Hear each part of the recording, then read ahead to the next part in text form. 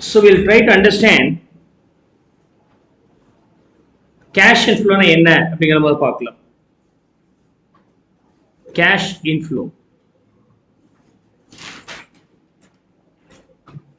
நீங்க P&L account போட்டு net profit கண்டுபிடிப்பீங்க.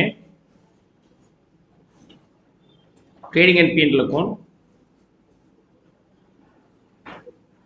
where you debited depreciation 1000 and your net profit being 4000,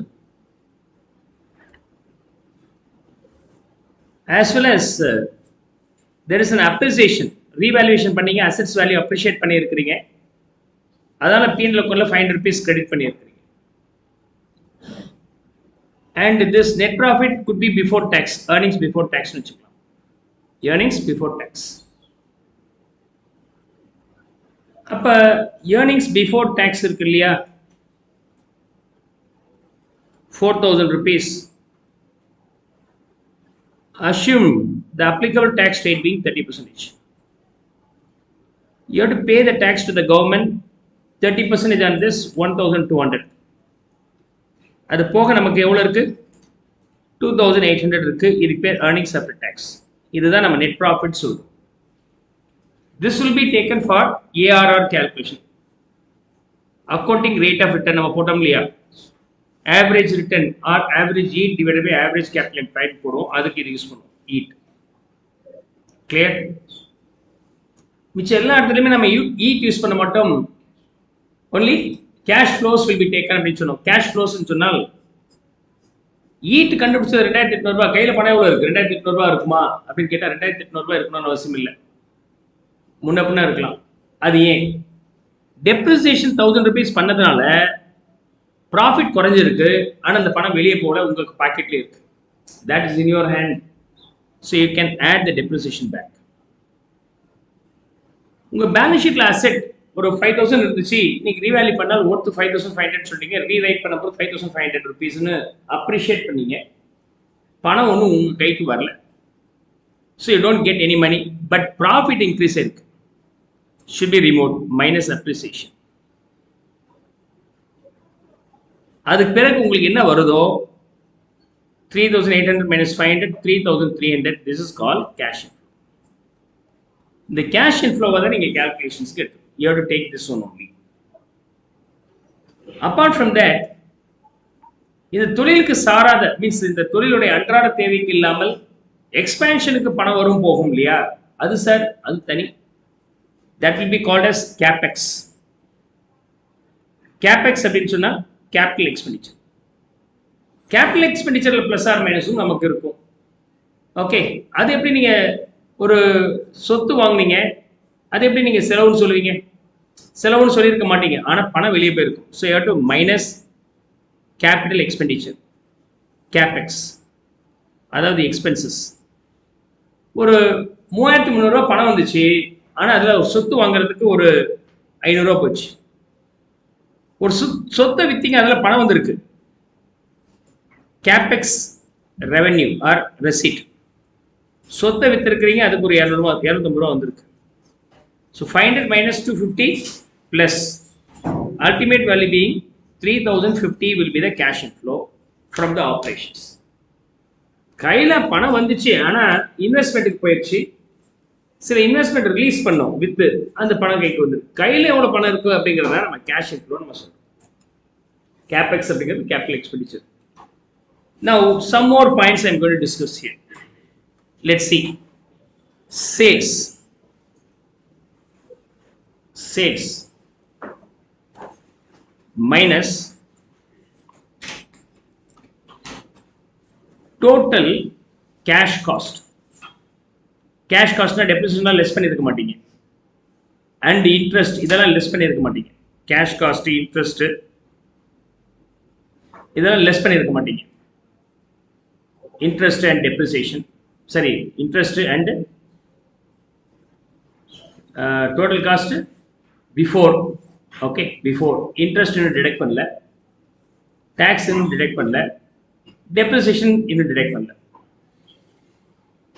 இது தவிர இருக்கக்கூடிய எல்லா செலவுகளையும் அதர் தென் திஸ் சப்ட்ராக்ட் பண்ணிட்டீங்கன்னா you will be getting a value profit கிடைக்கல. இந்த ப்ராஃபிட் பேர் என்னன்னா எபிடா அப்படின்ற வார்த்தை சொல்லுவோம். EBITDA earnings before interest and tax and depreciation and amortization. Otherwise, this will be considered as cash inflow before tax ன்னு சொல்லலாம். இதுக்கு இன்னொரு பேர் வந்து cash inflow before tax ன்னு சொல்லலாம். பணமா வந்திருக்கு. இப்போ நீங்க depreciation and amortization லைக் ஏதாவது இருந்தா அதை நீங்க அட்ஜஸ்ட் பண்ணி ஆகணும். இதை போனதுக்கு பிறகு என்ன வேல்யூ வருதோ அது பேர் EBIT, earnings before interest and tax. யூஸ்வலாக நம்ம என்ன பண்ணுவோம் அப்படின்னு சொன்னாக்க இதுலேருந்து இன்ட்ரெஸ்ட்டை நம்ம சப்ட்ராக்ட் பண்ணுவோம்.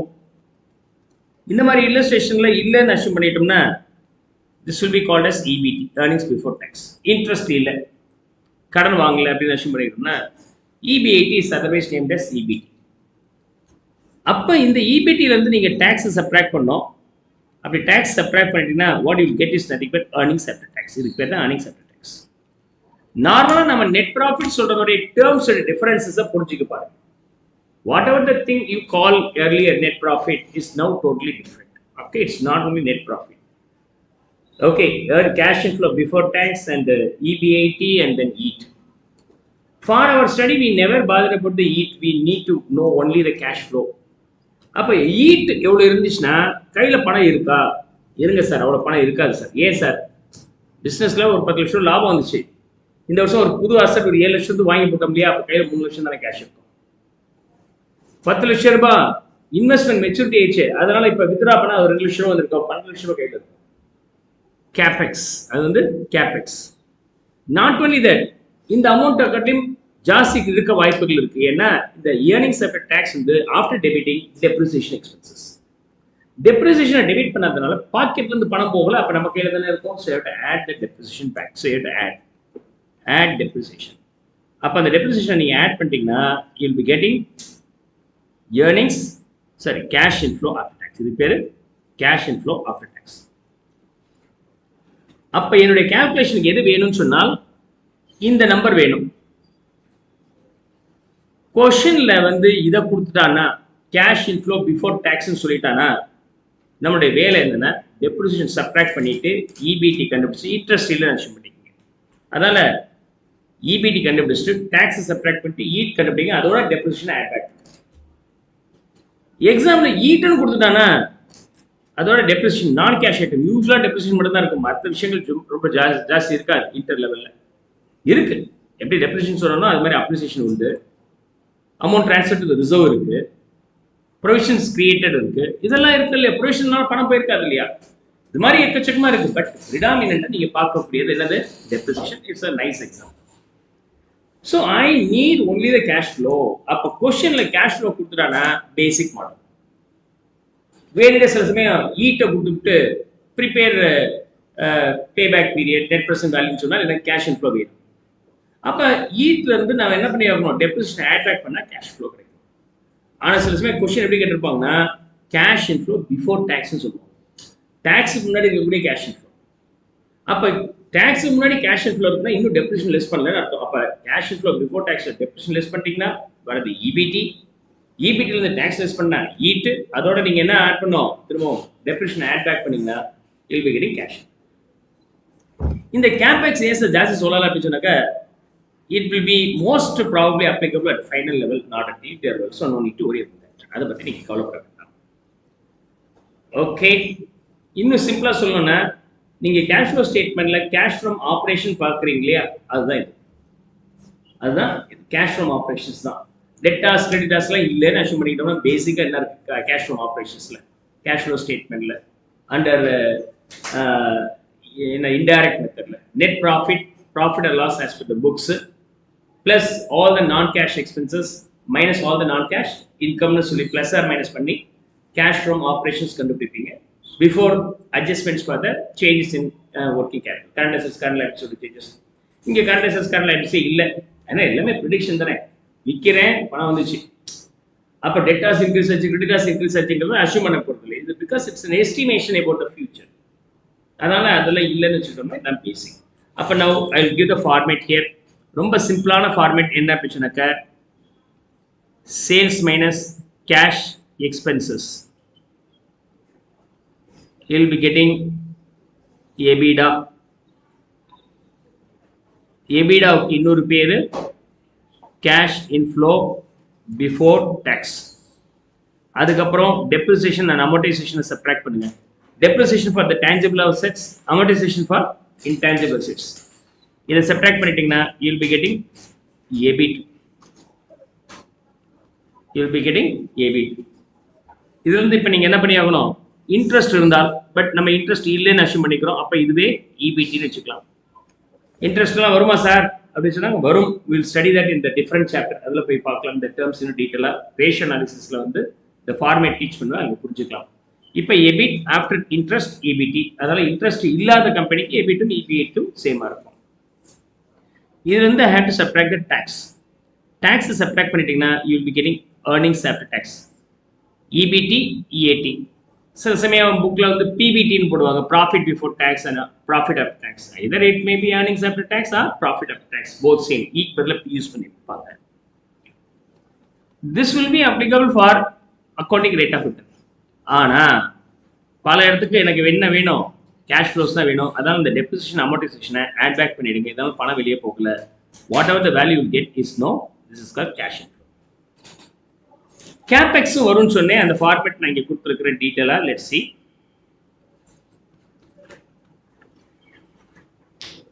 the detailed format is given here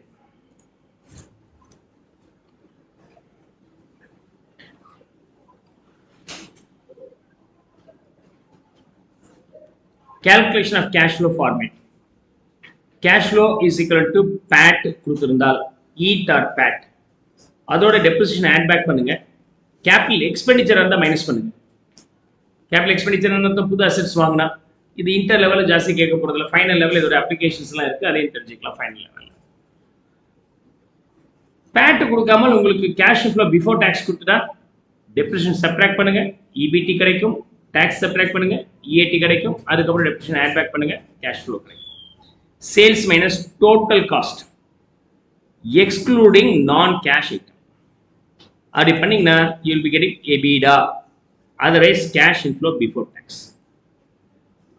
then இதுக்கப்புறம் நான் கேஷ் ஐட்டமை ப்ளஸ் ஆர் மைனஸ் பண்ணிடுங்க நான் cash expenditure like depreciation will be added back non cash incomes like appreciation credited in the P&L account should be reversed usually non cash income அப்படிங்கிறது rare அதை பற்றி கவலைப்பட வேண்டாம் டெப்ரிசியேஷன் தான் ப்ரிடாமினேட்டாக வரும் அதை பண்ணிட்டீங்கன்னா you will be getting EBIT if you don't have the interest then automatically the EBIT becomes EBT அதுல இருந்து டாக்ஸை சப்ட்ராக்ட் பண்ணுங்க assumed no interest இல்லைன்னு நம்ம assume பண்ணிக்கிறோம் so you will be getting earnings after tax இப்போ நீங்க என்ன இங்க மைனஸ் பண்ணீங்களோ சரி என்ன பிளஸ் மைனஸ் பண்ணியிருப்பீங்க இந்த இடத்துல டெப்ரிசியேஷன் மைனஸ் பண்ணியிருப்பீங்க அதே டெப்ரிசியேஷன் இங்கே ஆட் பேக் பண்ணிக்கிறோம் so you do the addition which was already subtracted prior to calculation of EAT is going to be added now இப்போ add பண்ணிக்கிறீங்க appreciation subtract பண்ணிடுங்க then you will get cash inflow இதை சிம்பிளா cash inflow சொல்லலாம் இல்லைன்னா cash inflow after tax சொல்லலாம் கொஸ்டின்ல cash inflow சொல்லிட்டு விட்டுட்டாங்கன்னா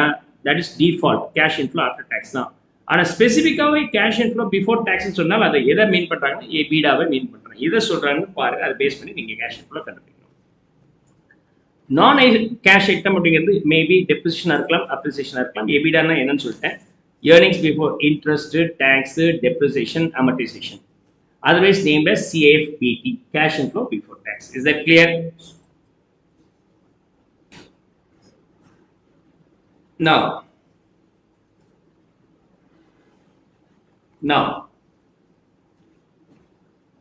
next in the point, this point you have to understand. What is that?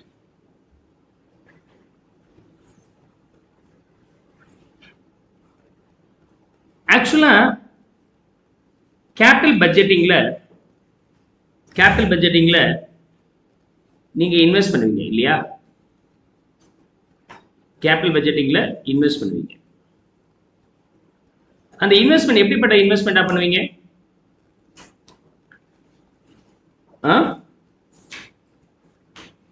நான் கரண்ட் அசெட் ஃபிக்ஸ்ட் அசெட்ஸ் வாங்குறதுக்கு use பண்ணிக்கலாம்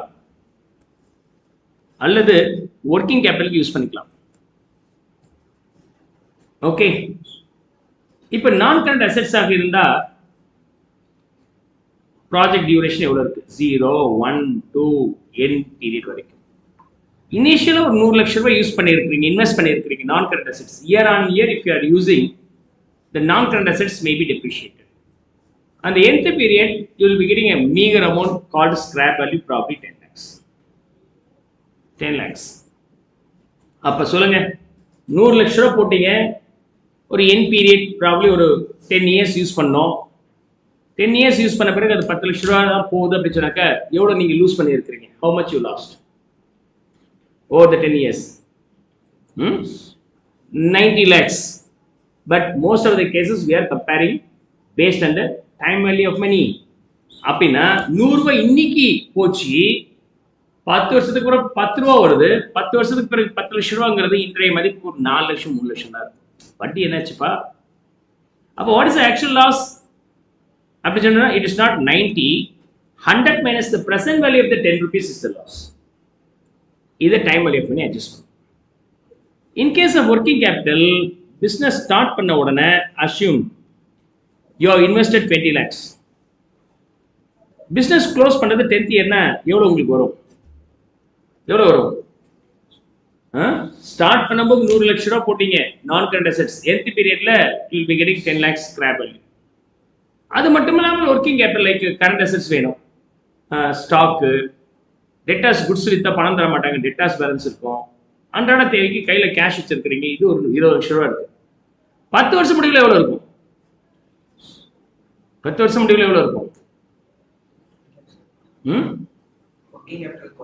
குறையாது, அது அப்படியே உங்க பாக்கெட்டுக்கு வந்துடும். So the inflow will be 20 lakhs, the same 20 lakhs becomes outflow by the end of nth period. அது அப்படியே வந்துடும். என்ன காரணம்? பிசினஸ் ஸ்டார்ட் பண்ணும்போது ஸ்டாக் வாங்கி வச்சிருக்கீங்க, பிசினஸ் க்ளோஸ் பண்ணும்போது ஸ்டாக் க்ளோஸ் பண்ணி கையில் பணத்தை எடுத்துருங்க. பிசினஸ் க்ளோஸ் பண்ணிக்கிறீங்கன்னா பிசினஸுக்காக கல்லாப்பட்டியில் ஒரு 5 லட்சம் ரூபா போட்டு வச்சிருக்கிறீங்க. பிசினஸ் க்ளோஸ் பண்ண பிறகு பூட்டி சாவியை ஓனர்கிட்ட கொடுக்கும்போது கல்லாப்பட்டி செய்து கொடுத்துருப்பீங்களா? அதை எடுத்து உங்க பாக்கெட்ல போட்டு வந்துருக்கு, வீட்டுக்கு எடுத்து வந்துருக்கு. So that working capital will be realized and it is brought to the owner's home. Clear? ஆனா there is a loss. என்ன லாஸ் இருக்கு? இன்னைக்கு போட்டது 20 lakhs, 10th இயருக்கு 20 lakhs கிடைக்குதுன்னா வட்டி இல்லை ஆச்சு. The 20 lakhs you are getting by the end of 10th year may be equal to only 10 to 12 lakhs. Okay, அப்ப ஒரிஜினல் இன்வெஸ்ட்மெண்ட்டா இருக்கும்போது இதெல்லாம் outflow, working capital outflow. nth பீரியட்ல நான் கரண்ட் அசெட்ஸா இருந்தா scrap value will be inflow and working capital இருந்தா actual value will be the inflow. இது cash. Is that clear? You should not have any doubt. அப்ப கேஷ் இன்ஃப்ளோ அவுட்ஃப்ளோ கால்குலேஷனுக்கு நீங்க இதை எடுத்துக்கலாம். You can take this for your cash flow, cash inflow and outflow cases. Is that clear? Calculation of cash flows format. In case of investment for purchase of assets and non-current assets, cash outflow is nothing but initial investment, cash inflow is nothing but scrap value you are getting at the end of the period. In case of investment for working capital, cash outflow அப்படிங்கிறது initial investment for working capital, nth பீரியட்ல cash inflow அப்படிங்கிறது releasing of investment in working capital. என்ன investment lock ஆயிருக்கு working கேபிட்டலுக்கு, அது release ஆயிருக்கு, நீங்க வீட்டுக்கு எடுத்துக்கலாம். பிசினஸ் ஸ்டார்ட் பண்ணோம், கல்லாப்பட்டியில் ஒரு 2 லட்சம் ரூபா வச்சுக்க வேண்டியதா இருக்கு, ஸ்டாக் ஒரு 3 லட்சம் ரூபாய் இன்வெஸ்ட் பண்ணி வச்சுக்க வேண்டியதா இருக்கு. நம்ம ஒரு குட்ஸ் எடுத்துட்டு போயிட்டா இன்னும் பைசா கையில கொடுக்கல, அதுக்கு லேட் ஆகும், அதுக்கு ஒரு 5 லட்சம் ரூபாய் கையில வச்சிருக்க வேண்டியதா இருக்கும். தர வரைக்கும் எனக்கு பண்ண விரும்பல, 10 லட்சம் ரூபா இருக்கு. பிசினஸ் க்ளோஸ் பண்ணிட்டோம்னா யார் தரணுமோ அவன்கிட்ட கேட்டு வாங்கிடுறேன், கல்லாப்பட்டியில் இருக்கிற 2 லட்சம் ரூபாய் கையில் பாக்கெட்ல எடுத்து வச்சுக்கிறேன், 3 லட்சம் ரூபாய் ஸ்டாக்கே வித்து பணத்தை எடுத்துக்கிறேன், கடையை போட்டுறேன், ஹேண்ட் ஓவர் பண்றேன், நான் அந்த 10 லட்சம் வீட்டுக்கு எடுத்துக்கிறேன். So I am getting the 10 lakhs back. ஆனா ஃபிக்ஸ்ட் அசெட்ஸ் இன்வெஸ்ட் பண்ணிட்டீங்கன்னா, ஒரு கார் வாங்கி வச்சிருக்கீங்க 10 லட்சம் ரூபாய்க்கு, 10 வருஷத்துக்கு அப்புறம் அந்த கார் காயிலங்கிற ரேட்டுக்கு போகும் 1 லட்சம் ரூபாய். அவங்க அந்த காரை வீட்டுக்கு எடுத்துட்டு வந்தீங்கன்னா it's worth only 1 lakh. So fixed assets அந்த 0th பீரியட்ல ஃபுல்லி இன்வெஸ்ட்மெண்ட், nth பீரியட்ல scrap value will be your inflow. In case of working capital இருந்தால் nth பீரியட்ல வந்து you are getting full money back and the 0th period you are investing completely. This inflow, this outflow. This inflow, this outflow. Is that clear? Now, we'll see the impact of tax. Impact of tax. Tax shield or tax bracket அப்படிலாம் சொல்லுவாங்க. Tax shield or tax bracket. Okay,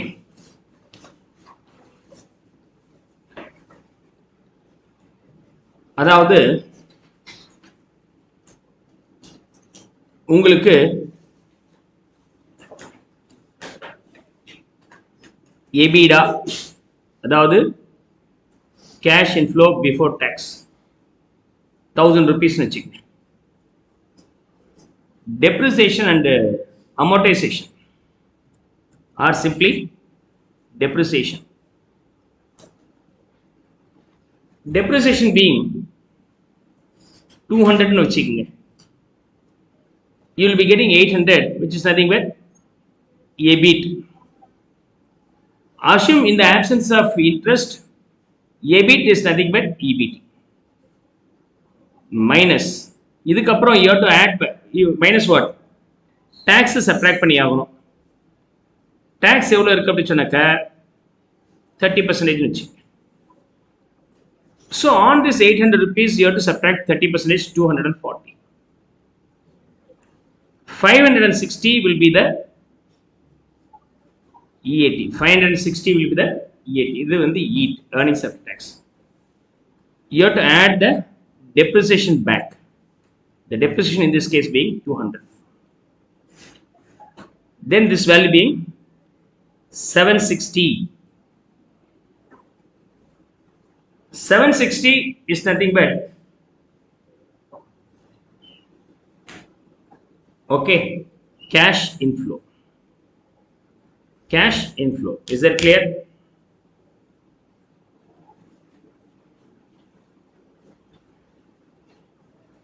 Clear? இப்படி தான் calculate பண்ணணும்.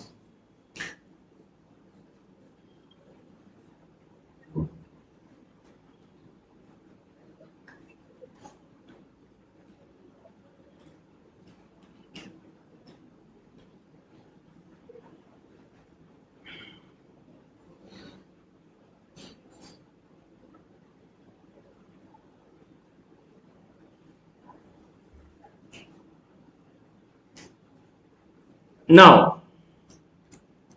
the tax shield na enna sir? What is called tax shield? அப்படி சொன்னாக்க cash outflow-வா இருந்தாச்சுன்னா, okay, இது before tax.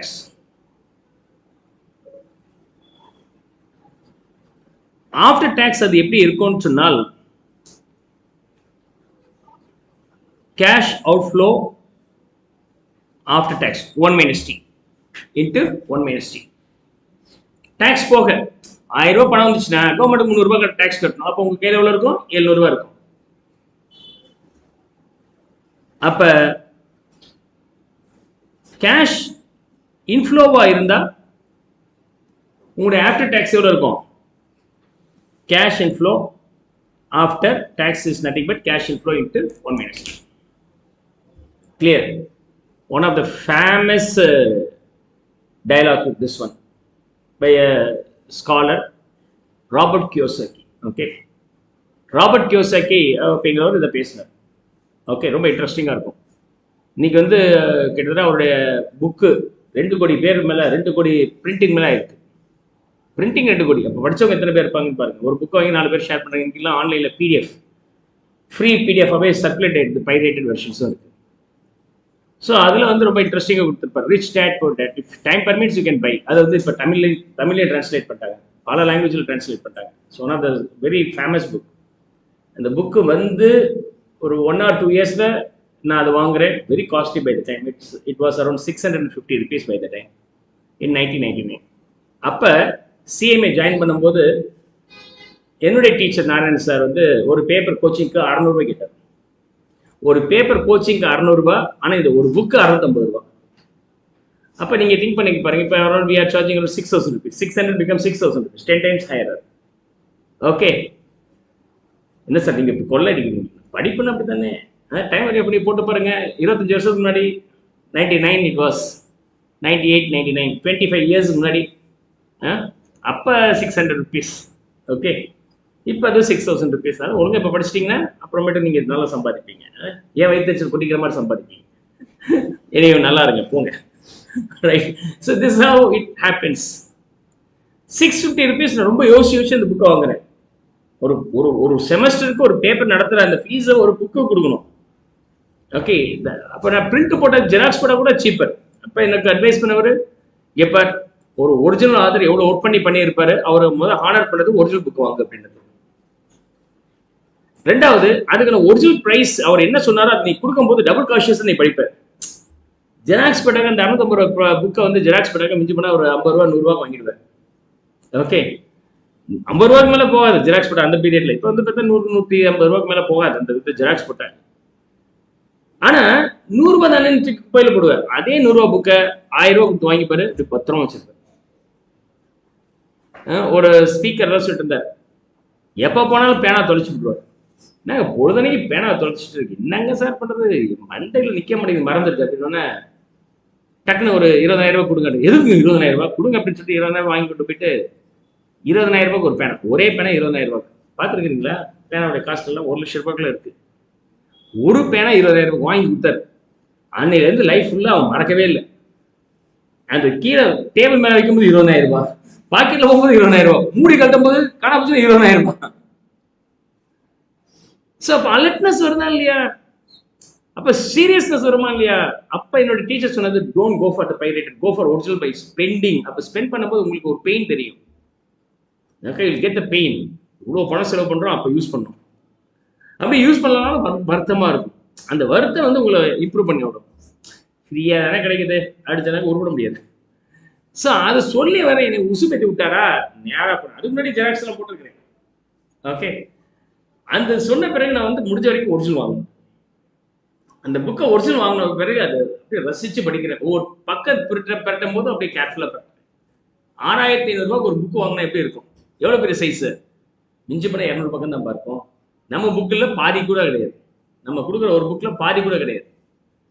இது வந்து A4, அது வந்து A5, பாதி சைஸ் புக்கு. இதே நம்பர் தான், மேக்ஸிமம் 200 பேஜஸ் இருக்கும். இன்னைக்கு சாஃப்ட் காப்பி இருக்குது. நீங்கள் நெட்டில் போட்டு பார்த்தீங்கன்னா பிடிஎஃப்ல வரும், தமிழ்லேயும் இருக்குது. வாங்கினா கொஞ்ச நேரத்தில் முடிஞ்சிச்சு. ஒரு 2-3 மணி நேரத்தில் படிச்சே முடிச்சுட்டேன்.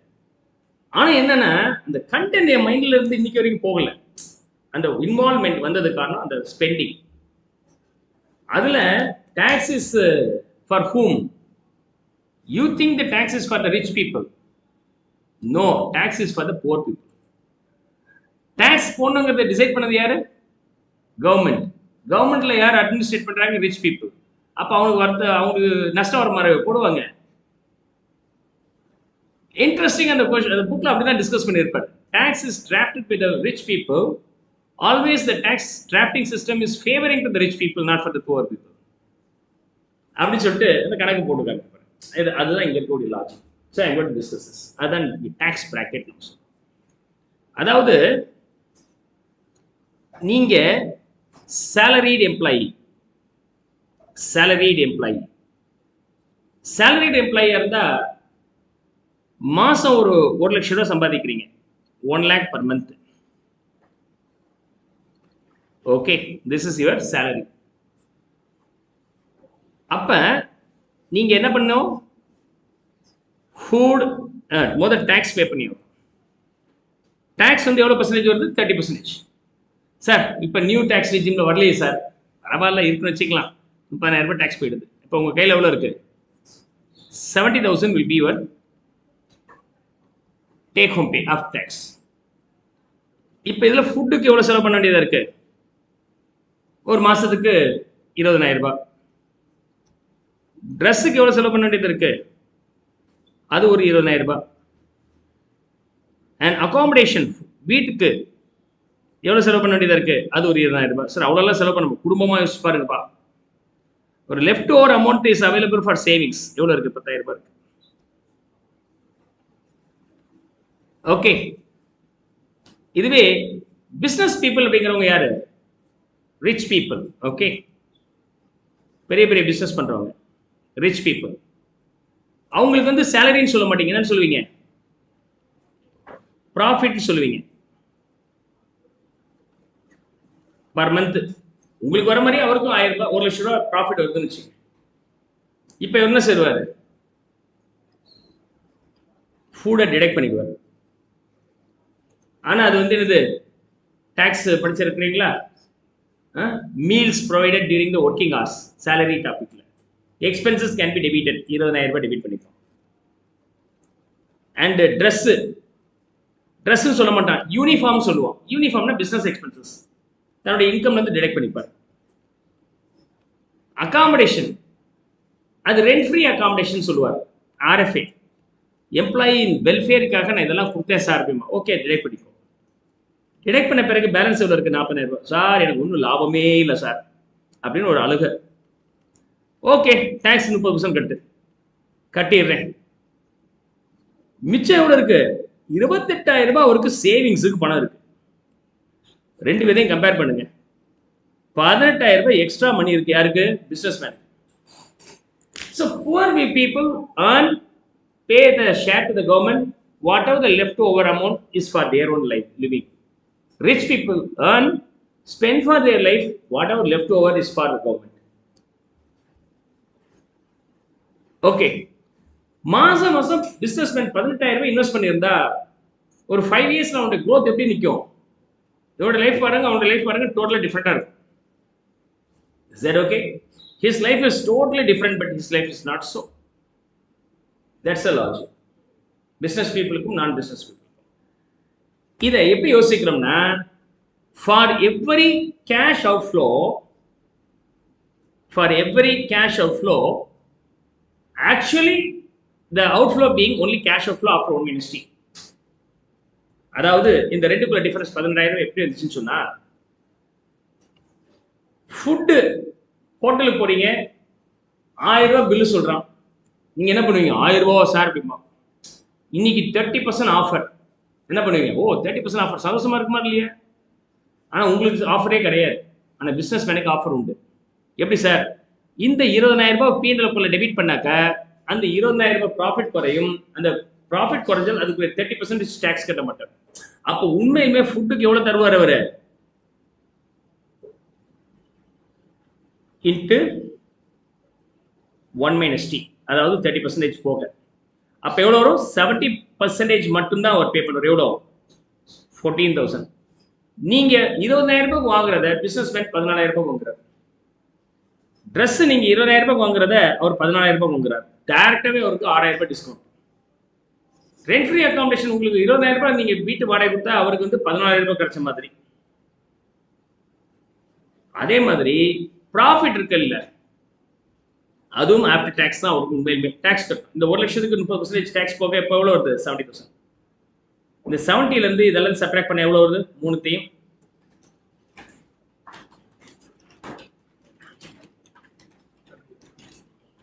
you'll be getting this.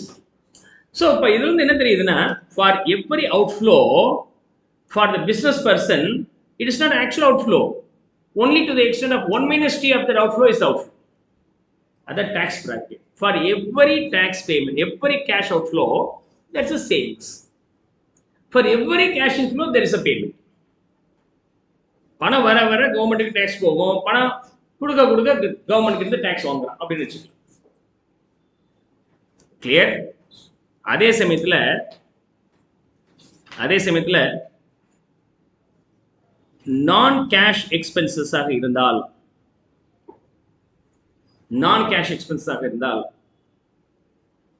After tax என்ன? செலவு தானே. நான் கேஷ் எக்ஸ்பென்சஸ் செலவு தானே. ஆனா பிசினஸ் பர்சனுக்கு அது செலவு கிடையாது. நான் cash expenses multiplied with the T is the savings for you.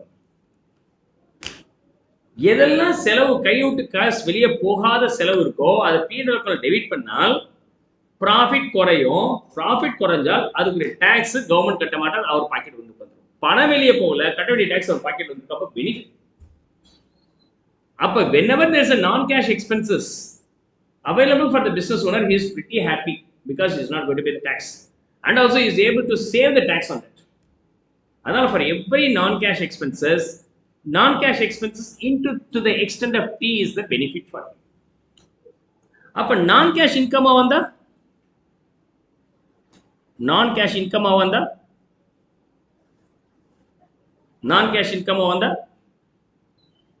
P&L credit பண்ணிட்டா கையில பணம் வரல, P&L கிரெடிட் பண்ணதுல ப்ராஃபிட் ஜாஸ்தி ஆச்சு, கவர்மெண்ட் ஒழுங்கா டாக்ஸ் கட்டுமா? சார் பணமே வரல. பணம் வந்தோ வரலையோ அக்கௌண்ட்ல கிரெடிட் சைடுல இருக்க டாக்ஸ் கட்டணும். ஓ அப்படியா? அப்ப என் கை காசு விட்டு போகுது. When there is non-cash income, actually non-cash income into T is your expenses. இது அவுட்ஃப்ளோ. இது வந்து கேஷ் அவுட்ஃப்ளோ. இது வந்து கேஷ் இன்ஃப்ளோ. Expenses இருக்கும்போது to the extent of non-cash expenses இருக்கும்போது to the extent of T is the inflow. Non-cash income இருக்கும்போது to the extent of T will be the outflow. To the extent of T will be the outflow. அப்ப எதுக்காக சொல்றேன்னா, உங்களுக்கு இது ரெண்டு மட்டும் கொடுத்திருந்தாங்கன்னா EBITDA 1000 இது வந்து என்னது? Cash related. கேஷ் இன்ஃப்ளோவா இருந்தா ஆக்சுவலா வந்து என்ன வரும்? இது பிஃபோர் டாக்ஸ். ஆஃப்டர் டாக்ஸ் எவ்வளவு வருங்க? 30% போக 700 ரூபாய் வரணும். அதே சமயத்தில் டெப்ரிசியேஷன் வந்து என்னது? நான் கேஷ் எக்ஸ்பென்சஸ். அது எவ்வளவு இருக்கு? 200 rupees. நான் கேஷ் எக்ஸ்பென்ஸ் இருந்தா to the extent of T எவ்வளோ? 30%. அப்ப 200 30% போட்டா எவ்வளவு வருது? 60 இஸ் இன்ஃப்ளோ. EBITDA வந்து கேஷ் ஃப்ளோவா இருந்துச்சுன்னா to the extent of 1 - T மட்டும் தான் கேஷ் ஃப்ளோ. நான் கேஷ் இன்ஃப்ளோவா இருந்துச்சுன்னா நான் கேஷ் அவுட்ஃப்ளோவா இருந்தா, ஓகே, நான் கேஷ் அவுட்ஃப்ளோவா இருந்தா அந்த வேல்யூல to the extent of T inflow அப்படியே ரெவென்யூவா மாறிடும். இப்போ ரெண்டு ஆட் பண்ண எவ்வளவு வருது? வந்துச்சா இல்லையா? எவ்வளவு பெருசு போட வேண்டாம். அந்த டாக்ஸ் பிராக்கெட்டுடைய லாஜிக் தெரிஞ்சால் இந்த ஸ்டேட்மெண்ட் போடாமல் எபிடா கொடுத்துட்டான், டெப்ரிசியேஷன் கொடுத்துட்டான், டாக்ஸ் கொடுத்துட்டான். எபிடா என்ன அர்த்தம்? Cash inflow before tax.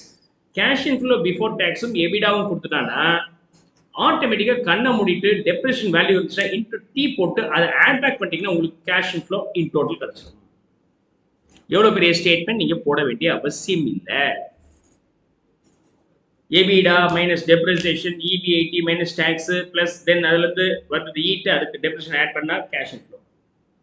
But EBITDA after tax கொடுத்துட்டா இந்த மாதிரி கொடுத்துருவாங்க. கேஷ் இன்ஃப்ளோ பிஃபோர் டாக்ஸ் கொடுத்துட்டானா சிம்பிளா இதுக்கு டாக்ஸ் சப்ட்ராக்ட் பண்ணுங்க. அதுக்கப்புறம் இப்படி கூட கொடுப்பான் சில சமயம், கேஷ் இன்ஃப்ளோ பிஃபோர் டெப்ரிசியேஷன் கொடுத்துருவோம். Okay, cash inflow before depreciation என்ன அர்த்தம்? டெப்ரிசியேஷன் அட்ஜஸ்ட் பண்ணாமல் இன்ஃப்ளோவை மீன் பண்ணியிருக்கிறான். 700 மீன் பண்ணியிருக்கேன். எதை மீன் பண்ணியிருக்கிறாங்க? இது 700 டெப்ரிசியேஷன் கணக்கு பண்ணாம எவ்வளவு ப்ராஃபிட் இருந்துச்சோ டாக்ஸ் மட்டும் சப்ட்ராக்ட் பண்ணி 700 ரூபாய். அப்ப டெப்ரிசியேஷன் அட்ஜஸ்ட் பண்ணவே இல்லையா?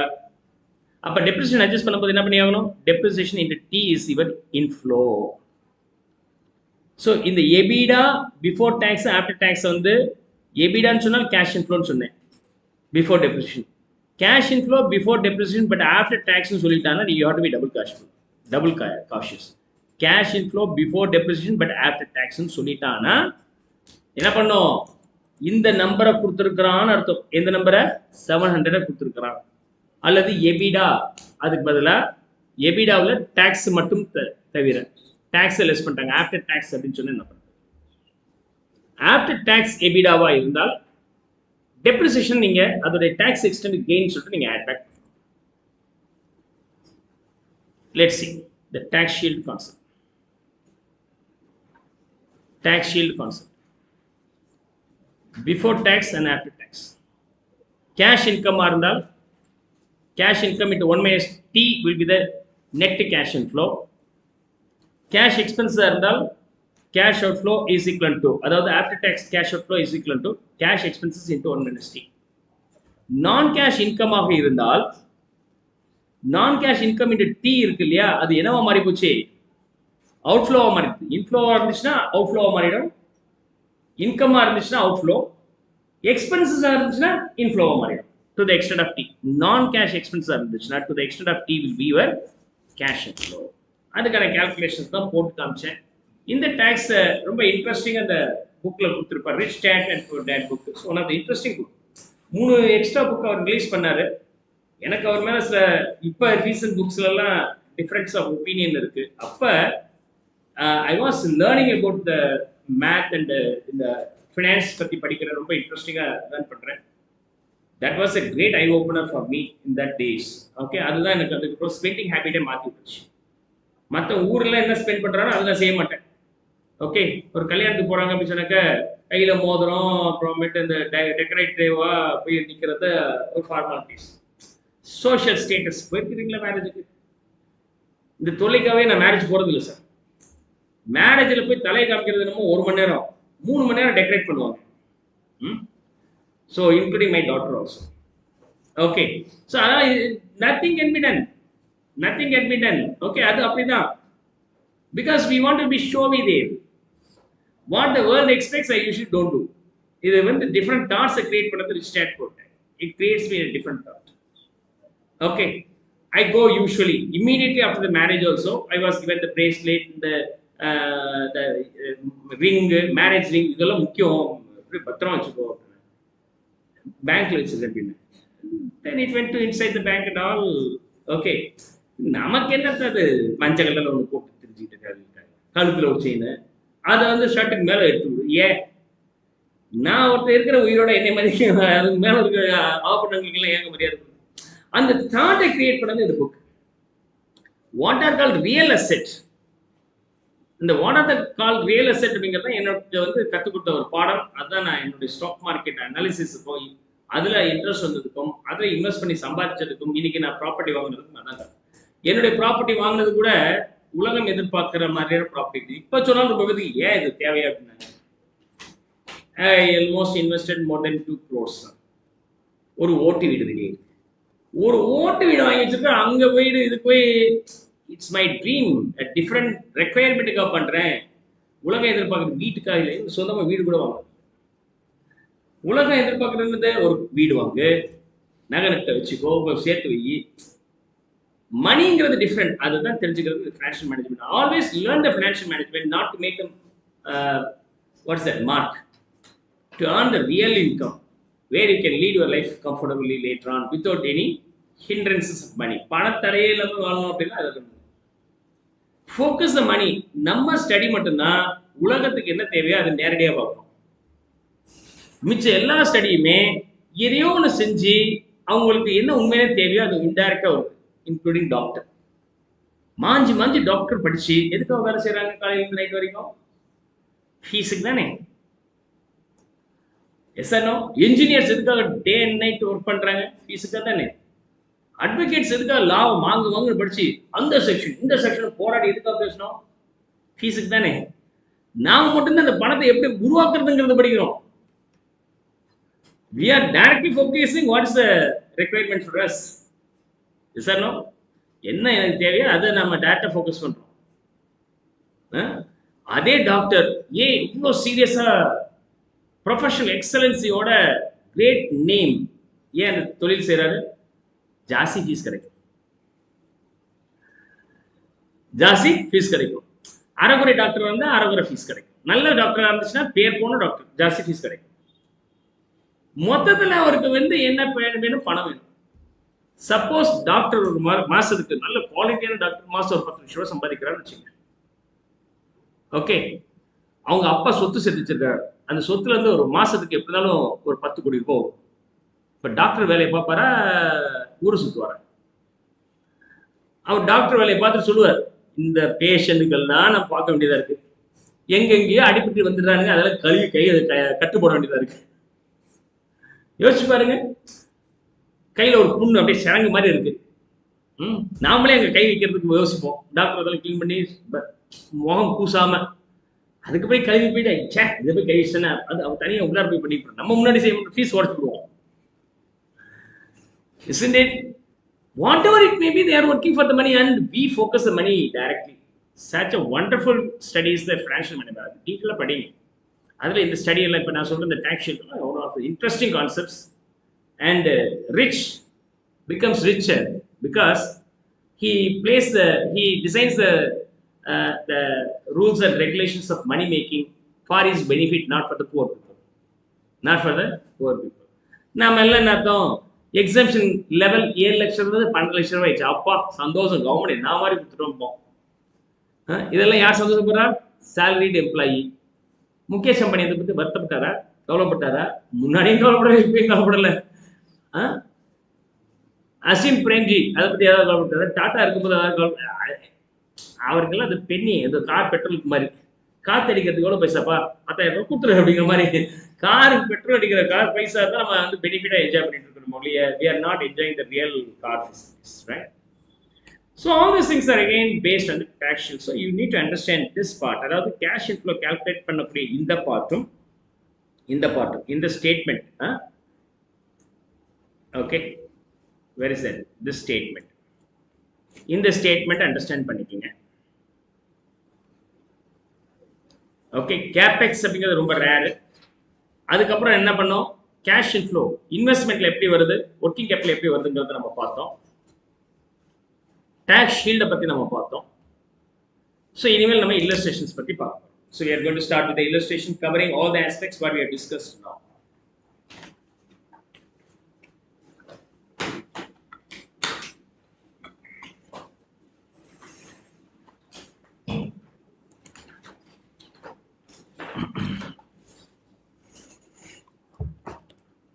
Now, question number 9.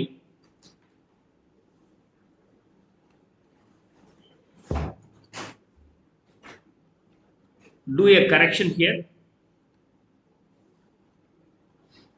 Sales being 5 lakhs.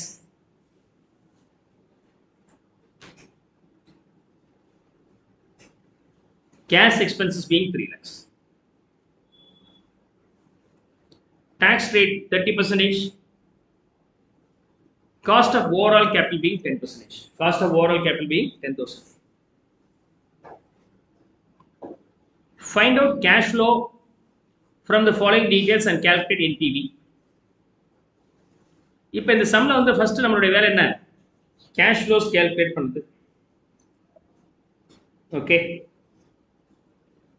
now cost of the assets 550, scrap value 50 at the end of 50th year. Working capital 1 lakh is required at the beginning of first year. அப்போ cash flow எப்படி கண்டுபிடிப்பீங்க? You have to find out the cash flows. 0, 1, 2, 3, 4, 5. 5 years. என்னென்ன invest பண்ணிருக்கிறீங்க? Initial investment 550 at 0th period. அது 5th இயர்ல எனக்கு வந்து என்னவா மாறிடும், இன்ஃப்ளோவா மாறிடும். இது கேபெக்ஸ், கேபிட்டல் எக்ஸ்பெண்டிச்சர். ஒர்க்கிங் கேபிட்டலுக்காக இனிஷியலாக நான் எவ்வளோ இன்வெஸ்ட் பண்ண வேண்டியது இருக்கு, 100 rupees outflow. By the end of 5th year அந்த 100 நமக்கு ரியலைஸ் ஆகிடும். கேள்வி கேட்கக்கூடாது, போட்டால் அந்த பணம் வந்துடும். ஒர்க்கிங் கேபிட்டல் மட்டும் சார் வருமா வராதா சொல்லணும்னு அவசியம் இல்லை, கொஸ்டின் இல்லை. சைலண்டாக இருந்தாலும் நீங்கள் செய்யணும். அதுதான் இங்கே பாயிண்ட் கொடுத்துருக்குறேன். Is that okay? This point. நான் கேஷ் அசெட்ஸாக இருந்தால் என்ன பண்ணுறது, ஒர்க்கிங் கேபிட்டல் இருந்தால் என்ன பண்ணுறது அப்படிங்கிறது பார்த்தோம். அதுதான் நான் இங்கே இன்கார்பரேட் பண்ணியிருக்கிறேன். Is that clear? Now year on year நமக்கு இது வந்திருக்கா இல்லையா, சேல்ஸ் அண்ட் கேஷ் எக்ஸ்பென்சஸ். அப்போ சேல்ஸ் எவ்வளோ, 5 lakhs. கேஷ் எக்ஸ்பென்சஸ் டெப்ரிசியேஷன் தவிர 3 lakhs. You will be getting what? EBITDA. Okay. அல்லது cash inflow before tax 2 lakhs. Now you have to subtract tax 30%. 1,40,000 rupees is EAT. sorry depreciation less பண்ணுறோமா இல்லையா, minus depreciation எவ்வளோ, original value 550, scrap value 50 by the end of 5th year. அப்போ straight line மெத்தடில் depreciation போட்டிங்கன்னா 100 rupees per year, அதாவது means 1 lakh. அது less பண்ணிட்டீங்கன்னா you will be getting earnings before tax 1 lakh. You have to subtract the tax here being 30%, so 30,000 போயிடும். You will be getting EAT, then add depreciation back, the depreciation being 1 lakh, then ultimate value being 1 lakh 70,000. This 170 you are getting every year, year 1, year 2, year 3, year 4, year 5. Is that clear? அப்ப இதிலிருந்து என்ன தெரியுது நமக்கு? First இயர்ல 650 outflow, அதுக்கப்புறம் year on year 170 inflow, அது இல்லாமல் third இயர்ல ஒரு 150 கிடைக்குது. Now you have to find out the NPV. NPV கண்டுபிடிக்கும் போது year 1, 2, 3, 4, 5. Cash inflow. Cash inflow in this case being 170, but எல்லாமே ஈக்குவலா இருக்குன்னா நீங்க ஆன்டி ஃபேக்டர் யூஸ் பண்ணிக்கலாம். You can use the anti factor. அப்ப இப்படி போட்டுக்கிறேன். 0ல இருந்து சரி 1ல இருந்து 5 இயர்ஸ் வரைக்கும் இருக்கக்கூடிய cash inflow being 170. Okay. And இதோட ஆன்டி ஃபேக்டர் எவ்வளோ? 10% உடைய anti factor for 5 years. Anti factor for 10% for 5th year எவ்வளோ? 3.791. இப்போ 170 3.791 இது வந்து கேஷ் இன்ஃப்ளோ, கேஷ் ஃப்ளோ. இது anti factor. Discounted cash inflow எவ்வளோ வருது? Discounted cash inflow. If I multiply these two, I will get discounted cash inflow 6,44,470. இது 170 போட்டுக்கிறேன், 1,70,000 போட்டுக்கிறேன். இது ஓவர். அடுத்தது 5th இயர்ல மட்டும் தனியாக கேஷ் இன்ஃப்ளோ வருது, which is realization of working capital as well as sale value of scrapped capital assets. அது ஒரு 1,50,000 வருது. இது ஒரே ஒரு முறை வரதுனால நம்ம என்ன யூஸ் பண்ணிக்கணும்? PV ஃபேக்டர் யூஸ் பண்ணி ஆகணும். PV ஃபேக்டர் 10% ஃபார் 5 இயர்ஸ் எவ்வளவு வருது? 0.621 ரெண்டு மடங்கு பண்ணா எவ்வளவு வருதுங்க? 93,150. The value being summation of discounted cash inflow for the 5 years 7,37,620 minus cash outflow at 0th period. எவ்வளவு cash outflow? ரெண்டு சேர்த்து 6,50,000 rupees. அதை subtract பண்ணிட்டீங்கன்னா you will be getting NPV. NPV in this case being 87,600. 87,600. Hope you will be able to understand this.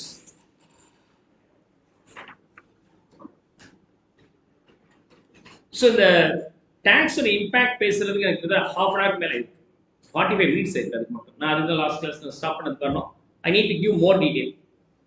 யோசிங்க, அந்த தன்மைகளை யோசிங்க. இதெல்லாம் ரொம்ப இம்பாக்டான தேவையான விஷயங்கள். Right, so you have to understand this from the root. Make it faster.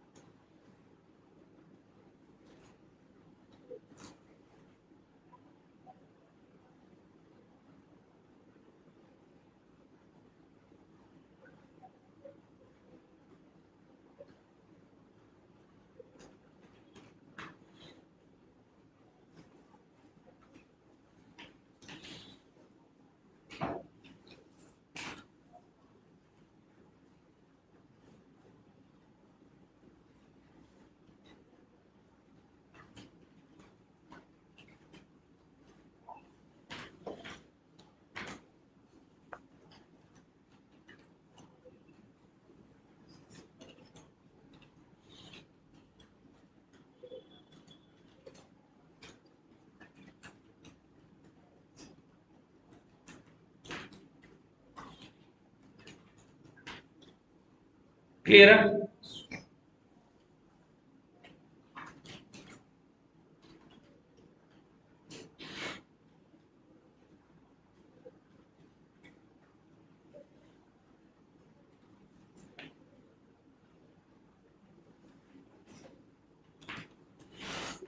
Now we'll move on to the next illustration.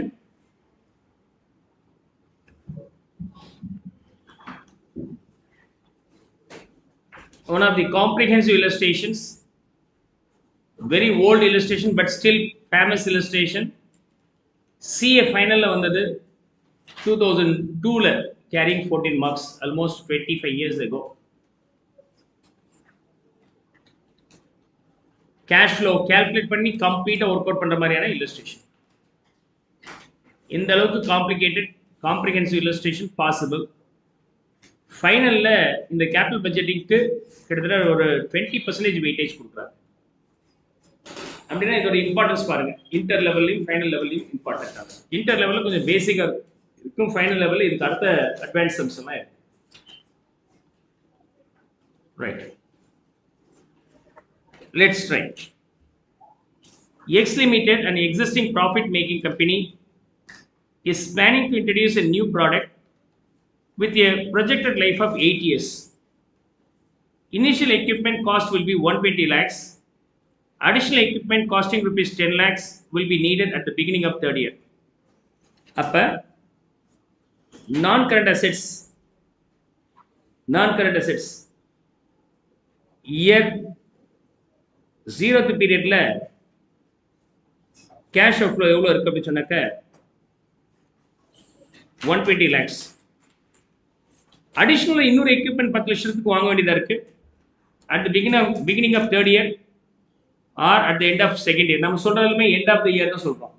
third year beginning னா second year னு வெச்சீங்க இல்லையா? first year beginning is nothing but 0th year. 10 lakhs எனக்கு outflow ஆகும். At the end of the 8th year, the original equipment will have resale value equivalent to the cost of removal. Okay, cash inflow. By the time of 8th year, 8th year என்ன ஆயிடுது? Original asset இருக்கு இல்லையா, இது வந்து original asset. Okay, இது additional asset அப்படி வச்சுக்கலாம். 120 லட்சம் ரூபாய்க்கு வாங்கினது ஒரு 5 லட்சம் ரூபாய் கிடைக்கும். ஆனால் அதை டிஸ்மேண்டில் பண்ணி எடுத்துகிட்டு போகிறதுக்கு செலவு 5 லட்சம் ரூபாய் ஆயிடுச்சு அப்படின்னா நமக்கு ஒன்றும் கிடைக்காது அப்படிங்கிறது இன்டேரக்டாக மீன் பண்ணுறோம். But the additional equipment would be sold for rupees 1 lakh. ஆனால் இது 1 லட்சத்துக்கு விற்க முடியும். Working capital of rupees 15 lakhs is needed. அது இல்லாமல் working capital 0th period ல ஒரு 15 lakhs நமக்கு தேவைப்படுது. The 100% capacity of the plant is 4 lakhs units. So working capital 0th period ல 15 lakhs னு சொன்னால் 8th year ல கட்டாயம் எனக்கு எவ்வளவு வந்துரும்? 15 lakhs return ஆயிடும். That you know. Whatever the amount you invested for the working capital, by default realized 100% in the 8th period. That you have to assume. இப்போ இந்த 100% capacity of the plant வந்து 4 lakhs units சொல்லி இருக்கிறாங்க. But the production and the sales volume expected are as follows. Okay, இப்போ வந்து பாத்தீங்கன்னா மொத வருஷம் 20% தான் யூஸ் பண்றீங்க year 1ல. year 2ல 30% ஆப்ரேட் பண்றீங்க. year 3 to 5, 3, 4, 5 இந்த 3 வருஷத்துக்கு 75%. year 6 and 8க்கு வந்து 50% ஆப்ரேட் பண்றீங்க. அப்படின்னா what about the production units? 4 lakhsக்கு 20% னா நீங்க 80,000 units தான் ப்ரொடியூஸ் பண்றீங்க. am I right? 80,000 units. இது lakhs. அப்ப 30% னா 120,000. 3 to 5 வரும்போது 75% னா 300,000. 68 வரும்போது 200,000 நம்ம ப்ரொடக்ஷன் பண்றோம். This is what about the production we do. Clear? Now, the sale price rupees 100 per unit with a profit volume ratio of 60% is likely to be obtained. Profit volume ratio அப்படிங்கிறது என்ன? சேல்ஸ்ல இருந்து variable cost subtract பண்ண பிறகு வரது பேர் profit volume ratio. Sales அதாவது sales minus variable cost named as contribution. இது பேர் வந்து கான்ட்ரிபியூஷன். நீங்க இன்டர் குரூப் 1ல காஸ்டிங் படிச்சிருக்கும் போது இந்த வார்த்தையெல்லாம் யூஸ் பண்ணியிருப்பீங்க மார்ஜினல் காஸ்டிங் சாப்டர்ல. Sales minus variable cost contribution. இல்லைன்னா நம்ம காஸ்டிங் சாப்டர் படிக்கும்போது இந்த கான்ட்ரிபியூஷன் டேர்ம்ஸை நீங்கள் புரிஞ்சுக்கலாம். No need to worry about that now. Is that okay? So CMA group ஒன்லையும் இருக்கு, சிஎம்ஏ குரூப் டூலையும் இருக்கு. சிஎம்ஏ குரூப் டூவில் மார்ஜினல் காஸ்டிங் டெப்த்தாக நம்ம பார்க்க போகிறோம். So you no need to worry about this term here. It is used here profit volume ratio. அப்படின்னா 60% சொன்னால் 100 ரூபாவில் 60 ரூபா கான்ட்ரிபியூஷன் பேர். வேரியபிள் காஸ்ட் போக மிச்சம் இருக்கிறது வந்து கான்ட்ரிபியூஷன் பேர். அப்போ 60 rupees வந்து contribution. rupees 60 per unit. Fixed cost less பண்ணுறதுக்கு முன்னாடி fixed operating cash cost. Okay, fixed operating இது வந்து கான்ட்ரிபியூஷன். கேஷ் காஸ்ட் எவ்வளோ சொல்லியிருக்கிறாங்கன்னா, அதாவது டெப்ரிசியேஷன் இல்லைன்னு இன்டைரக்டாக மீன் பண்ணியிருக்கிறான். ஓகே, 16 lakhs சொல்லியிருக்கிறாங்க. Okay, fixed operating cash cost. And in addition to this, advertisement expenditure will have to be incurred as follows. Okay, எவ்வளோ அப்படி சொன்னாக்க advertisement expenses in lakhs 30 lakhs அப்படின்னா என்ன அர்த்தம்? advertisement முதல் ஆண்டில் 30 lakhs. ஓகே, இது ருபீஸ், இது வந்து thousands, இந்த இது மட்டும், இது வந்து லேக்ஸில். செகண்ட் இயரில் 15 lakhs, third to 5 10 lakhs, 6 to 8 4 lakhs each. The company is subject to 50% tax rate. Okay, and SLM method of depreciation will be followed, and that is permissible for the tax purposes also. And taking 12% as appropriate tax after tax cost of capital, KO. எவ்வளோ சொல்லியிருக்கிறாங்க? 12% எடுத்துக்க சொல்லியிருக்காங்க. Should the project B accepted. அப்போ நம்ம cash flow calculate பண்ணிட்டு கம்ப்ளீட்டாக proceed பண்ண வேண்டிய ஃபுல் ஒரு காம்ப்ரிஹென்சிவ் இல்லஸ்ட்ரேஷன் தான் இது. Let me work out this one.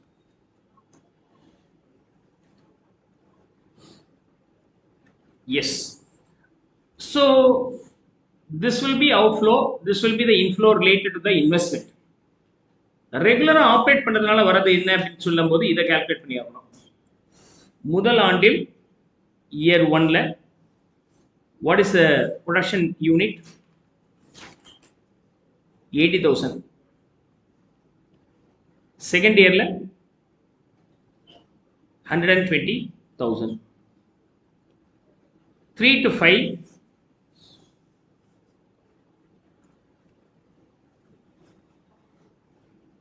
300,000 units are sold. 6 to 8 200,000 units are sold.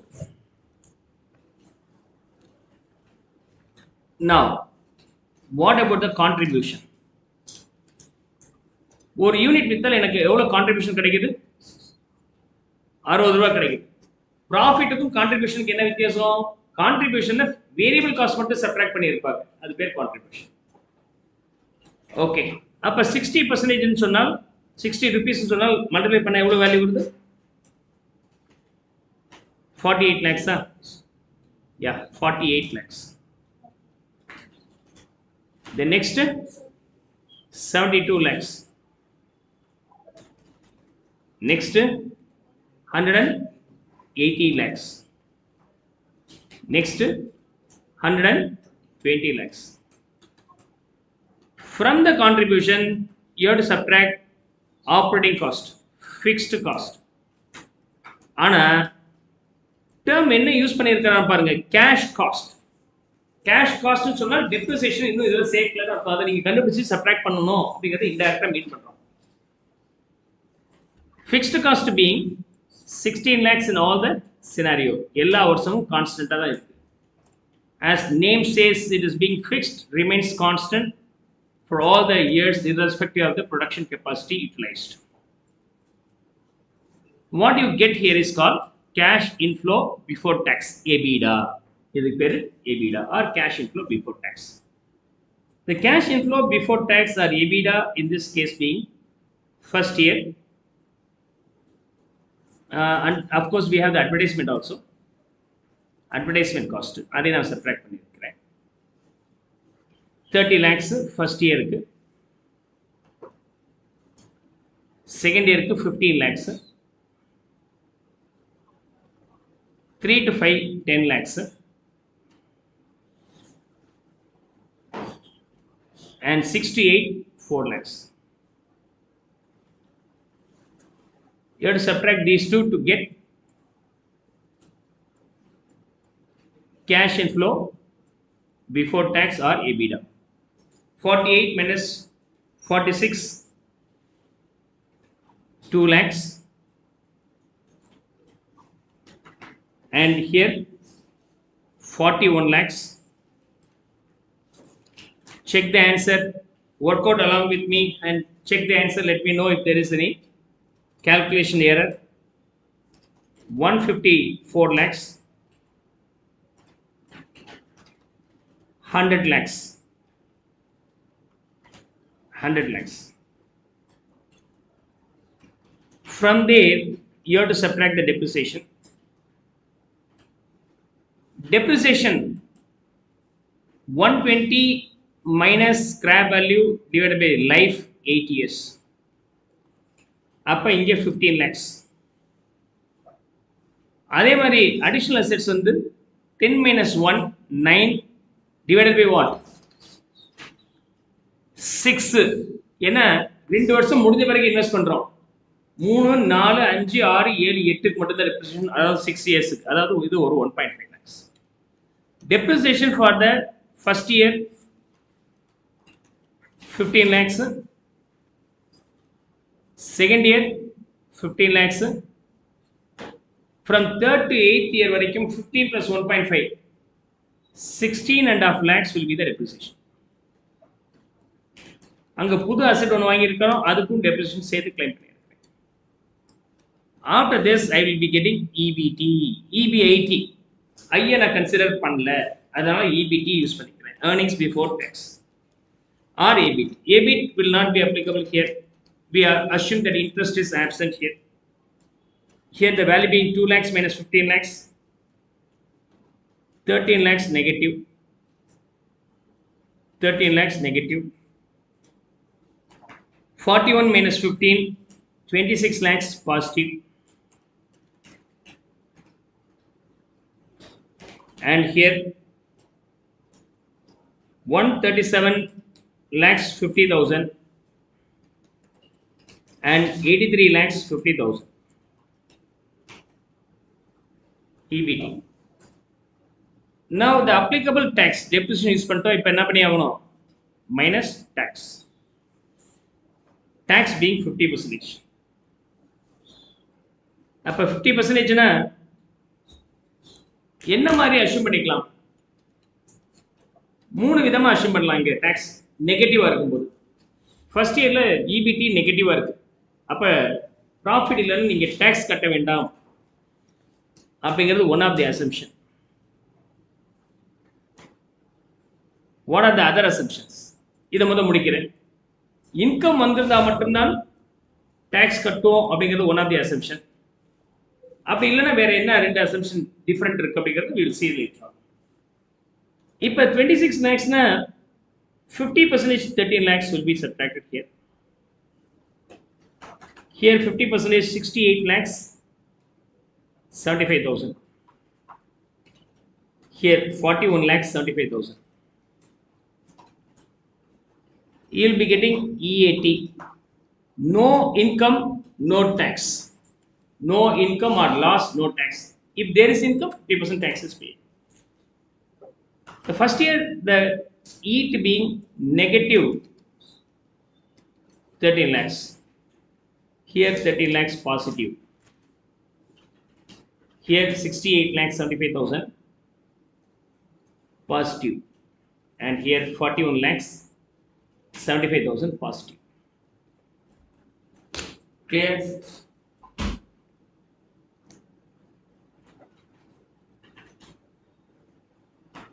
Now,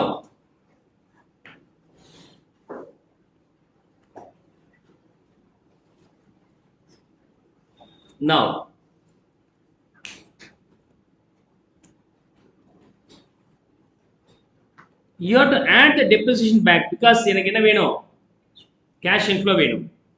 Depreciation here being 15 lakhs, first and second year ரெண்டுமே 15 lakhs. Thereafter, one more additional asset included. So, upper depreciation rise to from 15 to 16 and a half lakhs. 16 and a half lakhs. Is that okay? Now, if I add the depreciation back, then I will get cash inflow. This is the base. 13 lakhs negative, 15 lakhs positive, ends up with the cash inflow being 2 lakhs for very first year. 28 lakhs is for the second year. 85 lakhs 25,000 for the third to fifth year. 3 la 5 வரைக்கும் வரைக்கும். Then 58 lakhs 25,000 is the value for the 6 to 8. So NPV எல்லாம் easy. ஆனா NPV தேவையான cash inflow வேணுங்க calculate பண்றது twist பண்ணலாம். அப்படி பண்ணா கால்குலேஷன் டைம் ஜாஸ்தி எடுக்கும். ஓகே, எப்படி ஃபினான்ஷியல் அக்கவுண்ட்ஸ்ல நான் ப்ராஃபிட் ஆர்கனைசேஷன் சிங்கிள் என்ட்ரி எல்லாமே டைம் கன்சூமிங் சாப்டர்ஸோ அது மாதிரி இது time consuming chapters. When you need to calculate cash. Clear? அப்ப அந்த ஸ்பீட் வேணும். திரும்ப திரும்ப திரும்ப ஒர்க் அவுட் பண்ணி ஸ்பீட் வரணும். கால்குலேட்டர் யூஸ் பண்ணுறது ஸ்பீட் வரணும். சார், இந்த டாக்ஸ் ட்ரீட்மெண்ட்டுக்கு அதர் மாடல்ஸ் எல்லாம் இருக்குன்னு சொன்னீங்களே சார். ஆமா, let me go for the other model. Another model எப்படி வரலான்னா other model. Okay, for example EBT first year வந்து 13 lakhs, 26 lakhs இது வந்து நெகட்டிவ். இங்க 26 lakhs, இங்க 137.5 lakhs, இங்க 83.5 lakhs. இப்படி இருக்கும்போது டாக்ஸ் எப்படி கால்குலேட் பண்றீங்கன்னா 50%. இன்கம் இல்லாத போது நோ டாக்ஸ். அடுத்த வருஷம் இன்கம் வந்துச்சுன்னா, சார் போன வருஷம் இன்கம் வரல சார், அதனால இந்த வருஷம் லாபத்தில் அதை அட்ஜஸ்ட் பண்ணிக்கிட்டுமான்னு கேட்குறாரு. ஓகே, பண்ணிக்கலாம் on satisfaction of some of the conditions. அவர் அந்த எல்லா கண்டிஷன்ஸ் ஃபுல்ஃபில் பண்ணிட்டாருன்னா இந்த 13 லட்சத்தை இதில் அட்ஜஸ்ட் பண்ணிக்கலாம். இந்த 26ல் 13 லட்சம் போயிடுச்சுன்னா, இந்த 26ல் 13 லட்சம் போயிடுச்சுன்னா பேலன்ஸ் 13 லட்சம் இருக்கு. அதுக்கு மட்டும் டாக்ஸ் கட்டினா போதும். 6 லட்சம் டாக்ஸ் கட்டினா போதும். மற்ற ஆண்டுகள்ல as usual 68.75 lakhs and 41.75 lakhs. There is no any doubt. In this case, the difference to be noted is this point. ஒரு வருஷம் லாஸ் வந்துச்சுன்னா அடுத்த வருஷம் வரக்கூடிய கெயின் அந்த லாஸ் அட்ஜஸ்ட் பண்ணது போக மிச்சம் இருக்கக்கூடிய கெயினுக்கு மட்டும் டாக்ஸ் கட்டலாம். That is called set off and carry forward. But அது பண்ணணும் அப்படின்னு சொன்னாங்க சில கண்டிஷன்ஸ். அதாவது filing of return of income should be done within the stipulated time. இது மாதிரி சில கண்டிஷன்ஸ் ஃபுல்ஃபில் பண்ணால் நீங்கள் கிளைம் பண்ணலாம், இதெல்லாம் பண்ண முடியாது. ஸோ ஃபர்ஸ்ட் கேஸில் he is not eligible for claiming the set off அப்படின்னு சொல்லிட்டு நம்ம ஒர்க் அவுட் பண்ணுறது ஒன் ஆஃப் த மாடல். இப்போ பார்த்த மாடலில் வந்து என்ன ஆயிடுச்சு, he has the rights to set off and he fulfills all the conditions to adjust the loss in the subsequent periods income சொன்னால் subsequent periodல வரக்கூடிய இன்கம்ல அட்ஜஸ்ட் பண்ணது போக பேலன்ஸ் கொடுக்கணும். சப்போஸ் இந்த லாஸ் வந்து 13 லட்சத்துக்கு பதிலா 30 லட்சமா இருந்தா சார், ரெண்டாவது வருஷத்துல 26 லட்சம் வந்துச்சு. அந்த 26 லட்சத்தையும் அட்ஜஸ்ட் பண்ணி இன்னும் 4 லட்சம் லாஸ் இருக்கு. அப்ப இந்த வருஷம் டாக்ஸ் வராது. அதுக்கு அடுத்த வருஷம் நீ என்ன பண்ணிக்கலாம், அந்த 4 லட்சம் போக மிச்சத்துக்கு tax. Clear? So when there is a loss, that loss can be adjusted in the next year's profit. After adjusting any profit left over, for that only you have to pay the tax. For that only you have to pay the tax.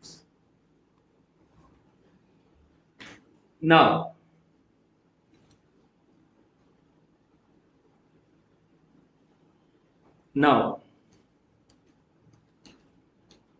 one more method we have, EBT 13 lakhs, 26 lakhs, 137.5 lakhs, 83.5 lakhs. Okay. இன்னொரு மெத்தட்ல இங்க loss வந்திருக்குல்ல, gain வந்தால் 13 லட்சம் ரூபாய் tax எக்ஸ்டென்ட்க்கு deductions பண்ணுவீங்க. Loss வந்தால் tax எக்ஸ்டென்ட்க்கு நீங்க கெயினா treat பண்ணலாம். இது கெயின், இது லாஸ். அது எப்படி சார், இவர்கிட்ட ஏற்கனவே ஒரு பிசினஸ் இருக்கு. அந்த பிசினஸ்ல அவருக்கு 100 லட்சம் ரூபாய் லாபம் வந்திருக்கு. இப்ப புதுசா ஆரம்பிச்ச இந்த ஒரு எக்ஸ்ட்ரா ப்ராஜெக்ட்ல 13 லட்சம் நஷ்டம். அதை போய் இதுல அட்ஜஸ்ட் பண்ணாருன்னா அவருடைய ப்ராஃபிட் என்ன ஆயிடுச்சு, 87 லட்சமா மாறி போச்சு.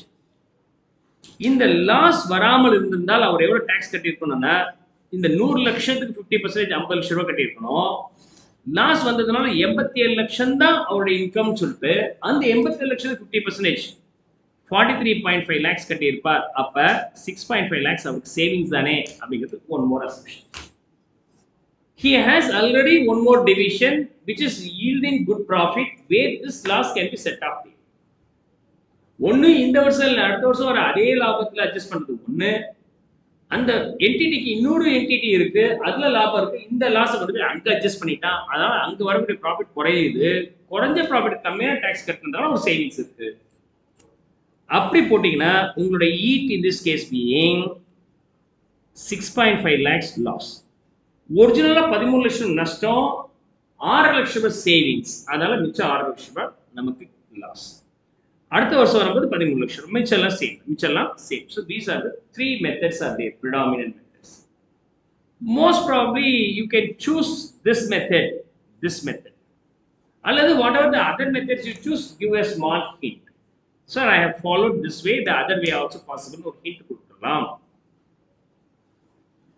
Now the cost of capital being 12%, now we go for calculating what? Finally NPV calculate பண்ண போறேன். இப்பதான் நமக்கு NPV calculation வருது. சார் இப்ப பண்ண விடிஞ்சிருமே சார், விடியறதுக்குள்ள எக்ஸாம் ஆன்சர் கொடுத்துட்டு வந்துருங்க, இல்லைன்னா பேப்பரை பிடிங்கிடுவாங்க பார்த்துங்க. இந்த மாதிரி சம் எல்லாம் ஆட்டோமேட்டிக்காக டைம் போயிடும். ஓகே, ஸோ எத்தனை பேர் ஒரு குரூப் எழுதி இருக்கிறீங்க இல்லை எக்ஸ்பீரியன்ஸ் இருக்கு பார்த்தீங்கன்னா தெரியும், அந்த 3 மணி நேரத்தில் பேப்பர் முடிக்க முடியாது. 3 மணி நேரத்தில் அவன் 4 மணி நேரம் இல்லை 4.5 மணி நேரத்துக்குரிய கொஸ்டின்ஸை கொடுத்துருப்பான். So which is really tough to finish up. எனக்கு தெரியுமா? தெரியும், ஆனால் டைம் கொடுங்க சார். அவனு சொல்ற பில் அடிச்சிடும் சார், அதான் பிரச்சனை. அதில் சும்மா இருக்க மாட்டேன். சிஎம்ஏ ஒரு ஃபைனல் எக்ஸாம் எழுதும்போது ஒரு இன்விஜிலேட்டரில் அவர் தான் ஹெட்டுன்னு நினைக்கிறேன். அந்த என்டையர் இதுக்கு கட்ட குரலாக இருக்கும், ரொம்ப வாய்ஸ் வந்து பயங்கர சவுண்டாக இருக்கும். ஒரு 500 பேர் 1000 பேர் உட்கார்ந்தாலும் எல்லாத்துக்கும் கிளியராக கேட்கும். 6.5 மணி நேரத்துக்கு ஒரு முறை அனௌன்ஸ்மெண்ட் கொடுத்துருப்பாரு. நான் யோசிச்சிருப்பேன், இது மைனஸ் பண்ணுறதா ப்ளஸ் பண்ணுறதா, உடனே ½ an hour மோர் பாரு முடிஞ்சு போச்சு, அந்த மைண்ட்ல இருந்து போயிடும். இந்த எக்ஸாம் இந்த ஆள் வந்துடக்கூடாதா அப்படின்னு போவேன். ஜமா முடிச்சு வச்சுதான் வேறு சொல்லு. அதுக்கப்புறம் நல்ல நண்பர் காலேஜ் லெக்சர் இன்ட்ரோடியூஸ் பண்ணி விட்டாங்க இந்த அவர்கிட்ட, அதுக்கு நல்லா பழகினார், வாங்க உட்காருங்க அப்படின்லாம் சொன்னார். பட் எக்ஸாம் படுத்திட்டு but I clear exams happily. Okay, so அப்போ வந்து எக்ஸாம் சென்டர் வந்து ஜமால் முகமது காலேஜ், பிகாஸ் அப்போ Sheikh Mohammed was principal, my teacher also was cost accountant. அதனால is also chairman of CMA institute Trichy. அதனால அவர் வந்து என்ன பண்ணிட்டாரு, எங்க சென்டரில் நடத்துங்க நான் பார்த்துக்கிறேன் அப்படின்ட்டார். ஸோ அப்போ அவர் நடத்தும் போது இன்ஸ்ட்ரக்ஷன் இவர்கிட்ட கொடுத்துட்டார். ஸோ அதான் problem, right? This the logic. So அந்த மாதிரி சில டென்ஷனை கிரியேட் பண்ண 3 years டைத்துக்குலாம் நீங்கள் முடிச்சாகும். You have to finish up within 3 years. அப்போ இதெல்லாம் சம்ம எப்படி நீங்க 14 மார்க்கு, ஒரு மார்க்குக்கு 1.5 மணி நேரம் தான் நீங்க எடுத்துக்கணும். 14 மார்க் கொஸ்டினுக்கு எத்தனை நேரம் எடுத்துக்கணும்? 21 நிமிஷம். இந்த சம் 21 நிமிஷத்துல முடிச்சிருக்கணும். நடத்திட்டேன்ல, வீட்டில் போயிட்டு திரும்பவும் பாருங்க, 21 நிமிஷத்துல முடிக்க முடியுதான்னு பாருங்க. முடியாது. அப்ப 21 நிமிஷத்துல முடிக்கிறது 21 நிமிஷம் கிடையாது. கணக்குல இதெல்லாம் படிச்சு நடத்திவிட்டேன், 15 நிமிஷத்துல முடிக்கணும். இங்க 15 நிமிஷத்துல முடிச்சாதான் அங்க வந்து 21 நிமிஷத்துல முடிக்க முடியும். இப்போ கால்குலேட்டர் யூஸ் பண்றது எவ்வளவு ஸ்பீட் இருக்கணும்? அங்க உட்கார்ந்து இந்த நம்பர் எழுதுவீங்க பாருங்க, 54 லட்சம் ரூபாய், 1,37,50,000 ரூபாய். சத்தியமா நான் சொல்றேன், இதெல்லாம் உங்களுக்கு டிஸ்டர்ப் பண்ணும்.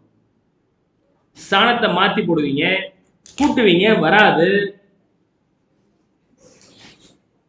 இப்ப புரியுதா நான் ஏன் வந்து முடிஞ்ச வரைக்கும் ஸ்தானங்களை நேரா போடுறேன் அப்படின்ட்டு? அதெல்லாம் ஹேபிட். எத்தனை பேர் அந்த ஸ்தானத்தை கரெக்டா போட்டிருக்கீங்க பாருங்க, போட்டிருக்கிறீங்க. எத்தனை பேர் போடல? போட்டீங்களா? எல்லாருமே சைலண்டா இருக்க பார்த்தா போட்டியா? ஏதோ ஒண்ணு எனக்கு தெரியும், எல்லா தப்பு நான் பண்ணி பார்த்துட்டா ஐயோடா இது முன்னாடியே ஒழுங்கா இது எழுதி தொலைச்சிருந்தா ஒரு டைம் சேவ் ஆயிருக்குமே அப்படின்லாம் நான் யோசிச்சிருக்கேன். அதுதான் பிராக்டிஸ்யா. இது 21 நிமிஷத்துல முடிக்கிறது பல விஷயங்கள் இருக்கு. அதுக்கப்புறம் என்னாச்சு, 1,37,50,000 ரூபாய். இப்படி போட்டா வேலை முடியாதா? அப்ப எவ்வளவு டைம் சேவ் ஆகுது? இதை சிம்பிளிஃபை பண்றதுக்கு என்ன பண்ணும்? அதான் சொன்னேன், can we use in lakhs and rupees, thousands? allowed. இப்படி ஏதாவது மாத்தி மாத்தி போட்டாதான் இதை வந்து நீங்க சொல்ற அவங்க கேட்கிற நேரத்துக்குள்ள முடிக்க முடியுமா?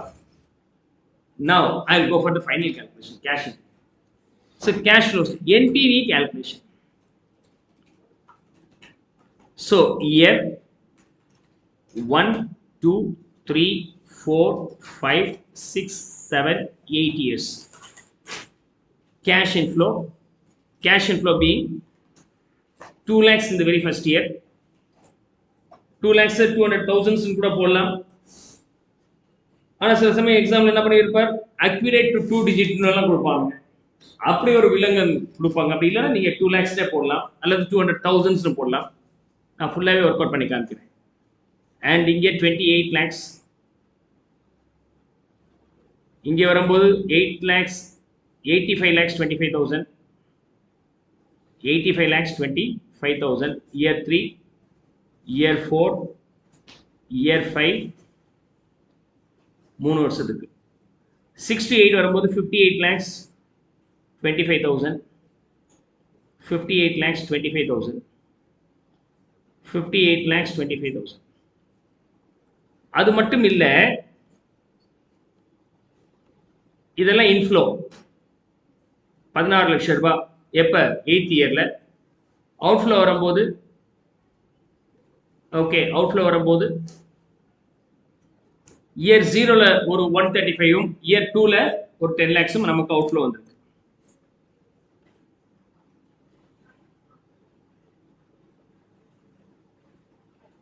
இங்க நான் போட்டுக்கிறேன்.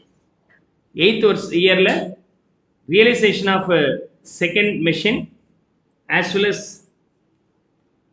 realization of your working capital, right? இப்போ இதெல்லாம் ஆட் பண்ணிட்டீங்கன்னா உங்களுக்கு என்ன கிடைக்கும்?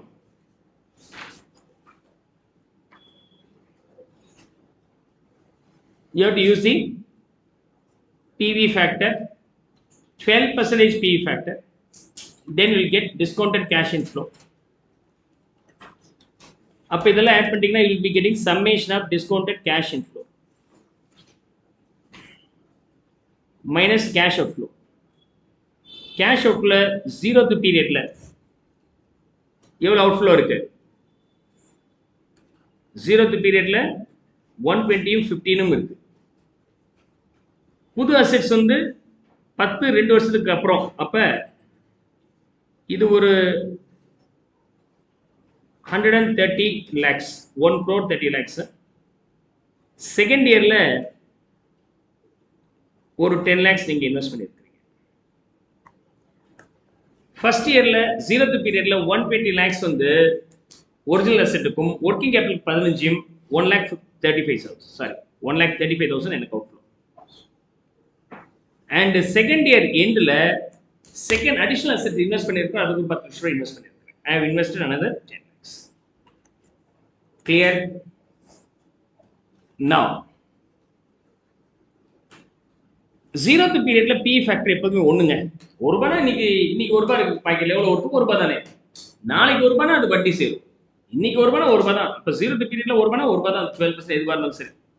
அப்ப ஃபர்ஸ்ட் இயருடைய பி ஃபேக்டர் 0.893 for 12%, செகண்ட் இயருக்கு 0.797, 0.712, then 0.636, then 0.567, here 0.507, here 0.452, here 0.404 for these two. அதே மாதிரி இங்க செகண்ட் இயர்ல 10 லட்சம் ரூபாய் இருந்திருக்குன்னா இன்னைக்கு அதோட அவுட்ஃப்ளோ கரண்ட் காஸ்ட் எவ்வளவு? 0.797. செகண்ட் இயருடைய பி ஃபேக்டர் வச்சு நம்ம ரிவ்யூ பண்ணா இன்னைக்கு இதோட வேல்யூ என்னன்னு கிடைச்சிடும். Now cash inflow and PE factor is the discounted cash inflow, this value being 1,78,600, 22 lakhs 31,600, 60 lakhs 69,800, 54 lakhs 21,900. 48 lakhs 33,675. 29 lakhs 53,275. 26 lakhs 32,900. 29 lakhs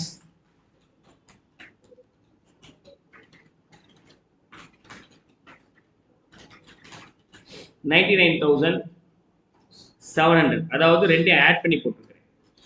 I added these two and multiplied with 0.404.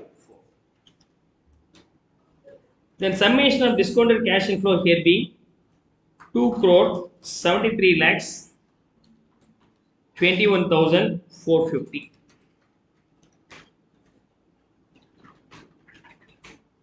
Cash outflow being இது ஒரு 1 crore 35 lakhs. Second year endல 10 lakhs இருக்குன்னா அதோட present value 7 lakhs 97,000. If I subtract these two, அதாவது இந்த ரெண்டோட value 1 crore 42 lakhs 97,000.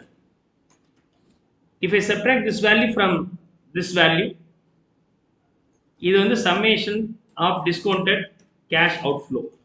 வெறுமனே இது வரைக்கும் கேஷ் அவுட்ஃப்ளோ போட்டு இந்த இடத்துல வந்து என்ன வார்த்தை யூஸ் பண்ணியிருக்கிறேன், summation of discounted cash outflow. ஏன்னா 2 கேஷ் அவுட்ஃப்ளோ இருக்கு, எல்லாமே 0th பீரியட் கிடையாது. அப்படிங்கும்போது ஃபியூச்சர் வேல்யூல இருக்கிறதுமே இன்னைக்கு என்ன வேல்யூ இருக்குங்கிறது கால்குலேட் பண்ணிக்கலாம். Then the NPV in this case being 1 crore 30 lakhs 24,450. Okay, as the NPV being positive, you can choose this. நீங்க எப்ப ஆன்டி ஃபேக்டர் யூஸ் பண்ணுவீங்க?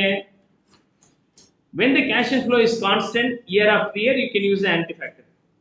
ஆனா இங்க கான்ஸ்டன்டா இருக்கானா? இந்த 3 வருஷத்துக்கு கான்ஸ்டன்டா இருக்கு. அப்ப இந்த 3 வருஷத்துடைய பி ஃபேக்டரை ஆட் பண்ணுங்க. அத ஏதாவது ஒரு வருஷத்துடைய வேல்யூ வச்சு மல்டிப்ளை பண்ணிட்டீங்கன்னா இந்த 3 வருஷத்துடைய வேல்யூ கிடைச்சிடும். To speed up your calculation. அப்ப 3 to 5, அந்த 3 to 5 உடைய accumulated PE factor என்ன? 85 lakhs 25,000 ஓட அதை மல்டிப்ளை பண்ணீங்கன்னா இந்த summed up வேல்யூ கிடைச்சிடும். செக் பண்ணி பாருங்க. அதே மாதிரி இதையும் நீங்க சம் பண்ணலாம். இந்த மூணுத்தை சம் பண்ணணும்.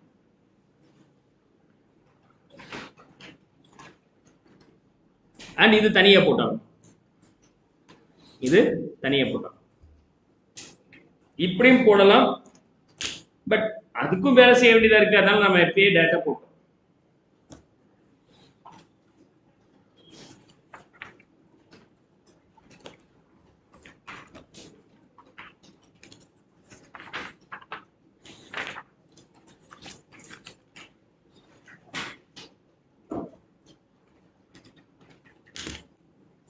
Clearness சொல்லுங்க, டெக்ஸ்ட் பண்ணுங்க. we'll move on to the next one.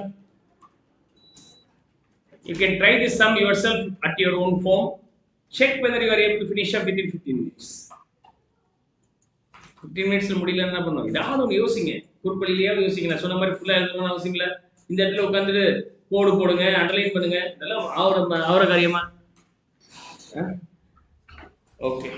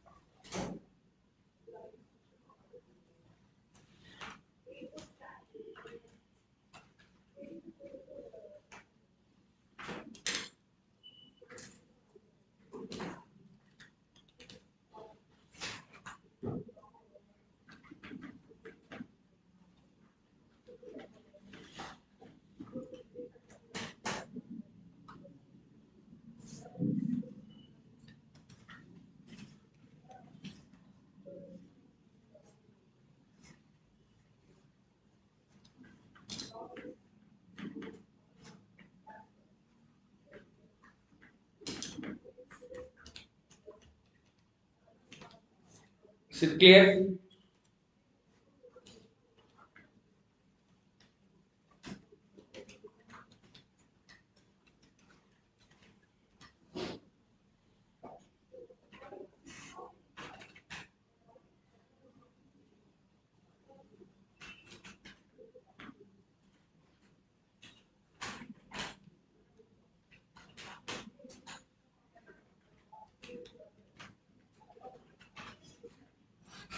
Now,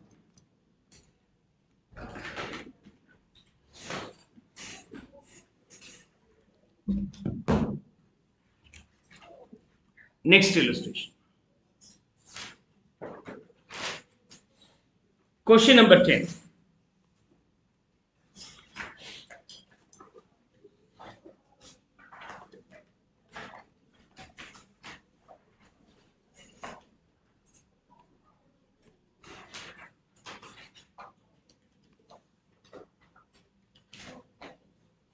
So we are going to start the applications of the things what we have learned. இது வரைக்கும் எல்லா விஷயங்களும் முடிஞ்சிருச்சு. மெத்தட்ஸ் எல்லாம் பார்த்து முடிச்சோம். கேஷ் ஃப்ளோ கால்குலேட் பண்ண மாதிரியான இல்லஸ்ட்ரேஷன்ஸ் வரும்னு சொன்னேன். அதை பற்றி ப்ரீஃபிங் பண்ணி அதையும் பார்த்துச்சு. இனிமேல் டிஃப்ரெண்ட் அப்ளிகேஷன்ஸ். ரெண்டு அசெட்ஸ் இருக்கு, ரெண்டில் ஏதாவது ஒன்று சூஸ் பண்ணோம். A B, either you can choose A or B. If you choose A you don't choose B, if you choose B you don't choose A. அப்படி சொன்னால் அது பேர் மியூச்சுவலி எக்ஸ்க்ளூசிவ். ஒன்று வாங்கினா இன்னொன்று எடுக்க முடியாது. 4-5 கொடுத்துட்டு ஆர்டர் பண்ணி எது பெஸ்ட்டு அந்த ஆர்டரில் சொல்லுங்க அப்படின்னு சொன்னால் அது இன்னொரு மாடல். இப்போ மியூச்சுவலி எக்ஸ்க்ளூசிவ் ப்ராஜெக்ட்ஸ் வந்துச்சுன்னா எப்படி நம்ம சூஸ் பண்ணுறது? என்பிவி கால்குலேட் பண்ணுங்க, எது பெட்டராக இருக்கோ நம்ம சூஸ் பண்ணுவோம். That's logic, right? Simple some வந்து சிம்பிள். நம்ம இதை பேஸ் பண்ணி தான் ஃபர்ஸ்ட் இல்லஸ்ட்ரேஷனை பார்த்தோம். அதெல்லாம் இந்த மாதிரி சம்ஸ் வரும், ஈஸியாக ஹேண்டில் பண்ணிடலாம். பார்ப்போம். A company is faced with the problem of choosing between two mutually exclusive projects. Project A requires cash outlay rupees 1 lakh and cash running expenses being 35,000 per year. Project A. Project A வந்து பார்த்தீங்கன்னா cash outflow எவ்வளோ இருக்கு? 1 lakh and cash outflow from year 1 to இந்த ஒரு life end வரைக்கும். Okay, 35,000 எனக்கு செலவாகுது. On the other hand, project B will cost 1,50,000 and requires cash running expenses of rupees 20,000. இது A, இது B. Both the machines have an 8-year life. அப்போ 1 to 8 years வரைக்கும் இது செலவாகும். Project A has salvage value of rupees 4,000. 8th year salvage value. A உடைய salvage value 4,000, B உடைய salvage value 14,000. The company's tax rate is 50%. Tax rate 50%, and it has 10% required rate of return. KO being 10%. KO being 10%. Assuming depreciation on straight-line basis, asset in which project should be accepted?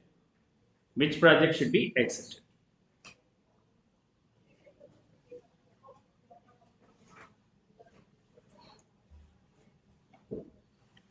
இந்த சம்ல இன்கமே கொடுக்கல. இன்கமே கொடுக்காத சம்ம நீங்க இப்போ work out பண்ணோம். அப்போ இன்கமே இல்லாத சம்ம இருந்தா எக்ஸ்பென்சஸ் இருக்கிறதுல எது கம்மியாக இருக்கோ அதை நம்ம சூஸ் பண்ணோம். இருக்கிறதுல 2 வண்டி வாங்கணும்னு நினைக்கிறீங்க. ஏன்னு ஒரு வெரைட்டி வண்டி, பின்னு ஒரு வண்டி. ஏ வந்து மைலேஜ் ஜாஸ்தி, இன்வெஸ்ட்மெண்ட் கம்மி. பிங்கிறது மைலேஜ் காஸ்ட் வந்து சீப்பர், இனிஷியல் இன்வெஸ்ட்மெண்ட் ஜாஸ்தி. அப்போ என்ன பண்ணுவீங்க? ரெண்டையும் சேர்த்து ஆவரேஜ் எனக்கு என்ன காஸ்ட் சீப்பராக வருதோ அதாவது சூஸ் பண்ணுவீங்க. அதான் இங்கே logic. And you can claim the depreciation here being okay divided by life. Here 1 lakh minus 4, 96 divided by 8 போட்டீங்கன்னா 12,000 rupees depreciation for the asset A from 1 to 8 years. B க்கு வரும்போது 1,50,000 minus 14, 1,36,000 divided by 8 எவ்வளவு வருது? 17,000 depreciation.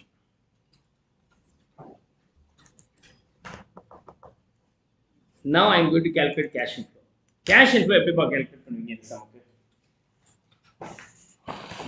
How will you calculate the cash inflow?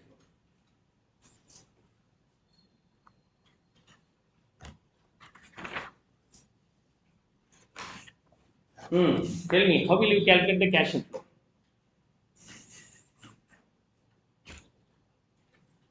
எப்படி போடுவீங்க? Cash inflow before tax.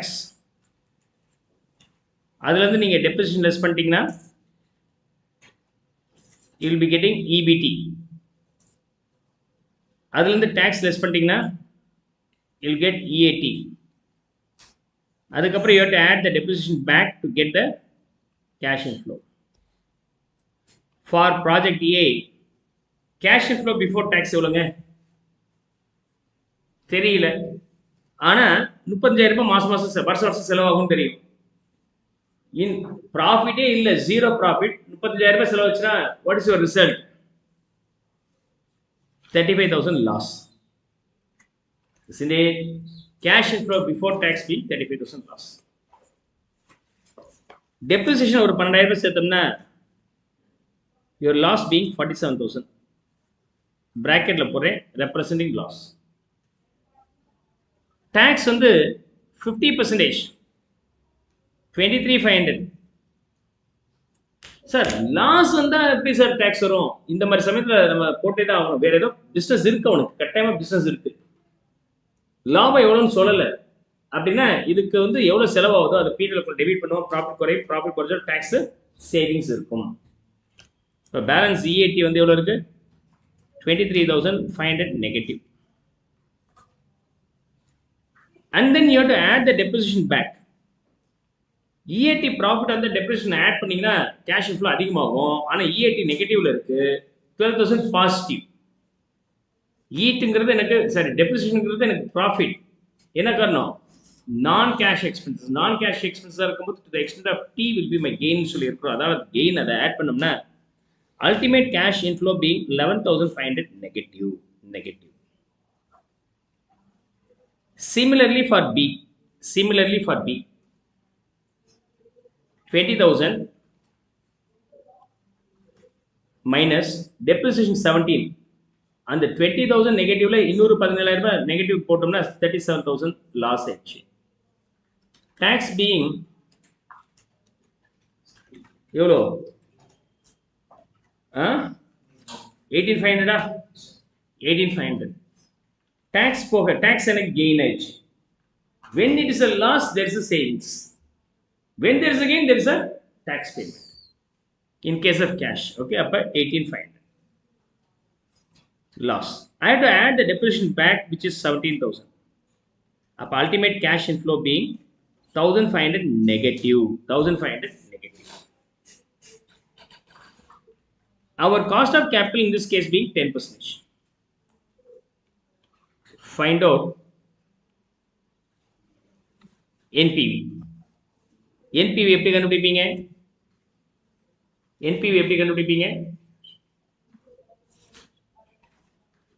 NPV is equal to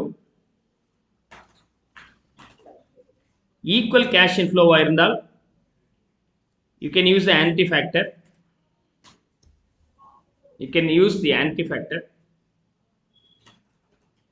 And nth periodல scrap value வந்துச்சு அப்படினாக்க into anti-factor. அதுல இருந்து நம்ம என்ன சப்ட்ராக்ட் பண்ணோம்? cash outflow at 0th period subtract பண்ணோம். இதான் ஃபார்முலா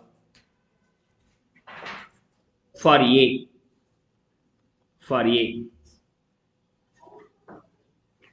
Okay,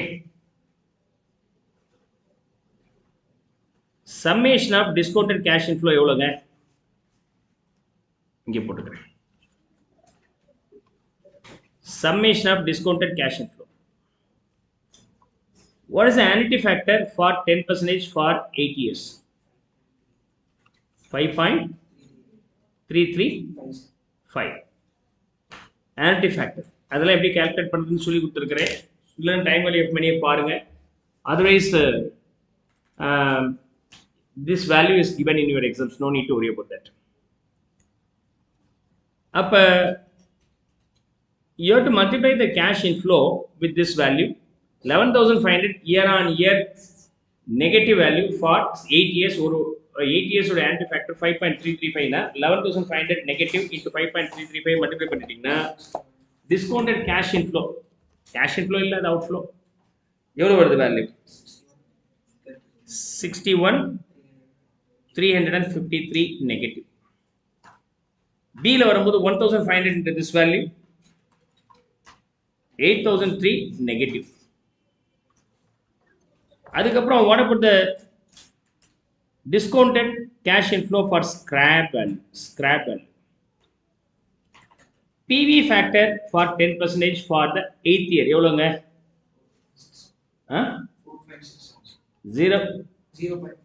0.467 இது PV factor.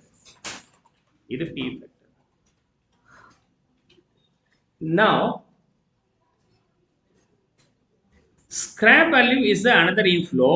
அதுக்கு நீங்க என்ன பண்ணியாகணும் PV factor 4.67 0.467 வச்சு மல்டிப்ளை பண்ணா you will be getting the inflow actually இல்லையா இது பணம் வருது 1868 14,000 into 0.467 6538.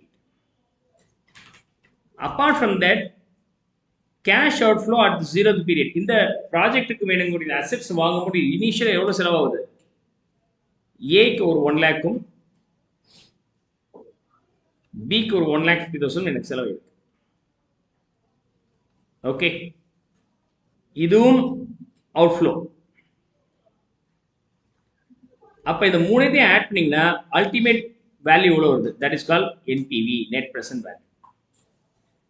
Net present value in the very first scenario being 1,59,485 negative value. B ல வரும்போது 1,51,465 negative value. அப்ப எதை செலக்ட் பண்ணோம் இது அவுட்ஃப்ளோவா இருக்கிறதுனால எது கம்மியா இருக்கோ அதை நீங்க சூஸ் பண்ணணும். இன்ஃப்ளோ அவுட்ஃப்ளோ இருந்துச்சுன்னா higher NPV will be taken in case of positive NPV. Negative NPV இருக்கு பட் இது அசெட் சம்பந்தப்பட்டது.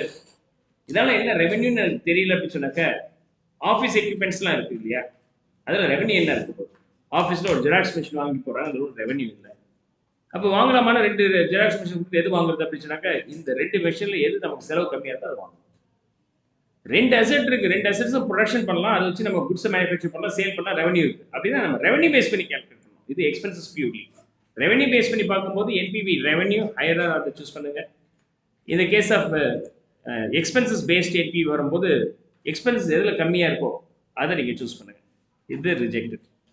On shifting from A to B accepting B and not selecting A leads to a savings of rupees 8,020. இது ரெண்டுக்குள்ள difference நமக்கு savings ஆகும். Is that clear? Hope you will be able to now understand this.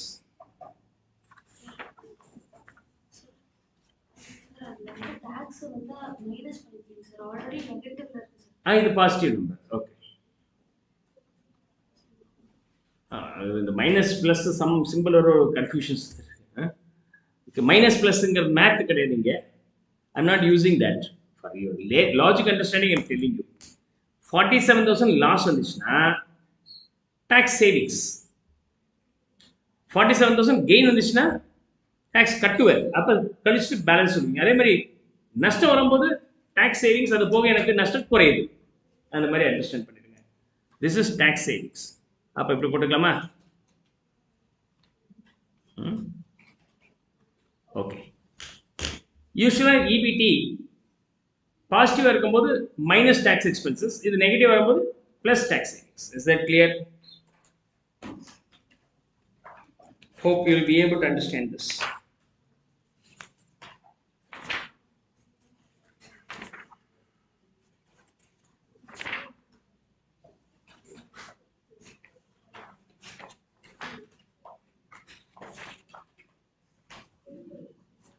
So anyhow, rest I will continue the next class. Major conceptual discussion ஓட இருக்கக்கூடிய ஒரு some இப்போ நம்ம பார்த்தது முடிச்சிட்டோம். மற்றதெல்லாம் கொஞ்சம் ஈஸியாக தான் இருக்கும். We'll complete most probably one session or I need one more session. That's all. 2 sessionல இதை முடிச்சிடலாம். Is that clear? See you.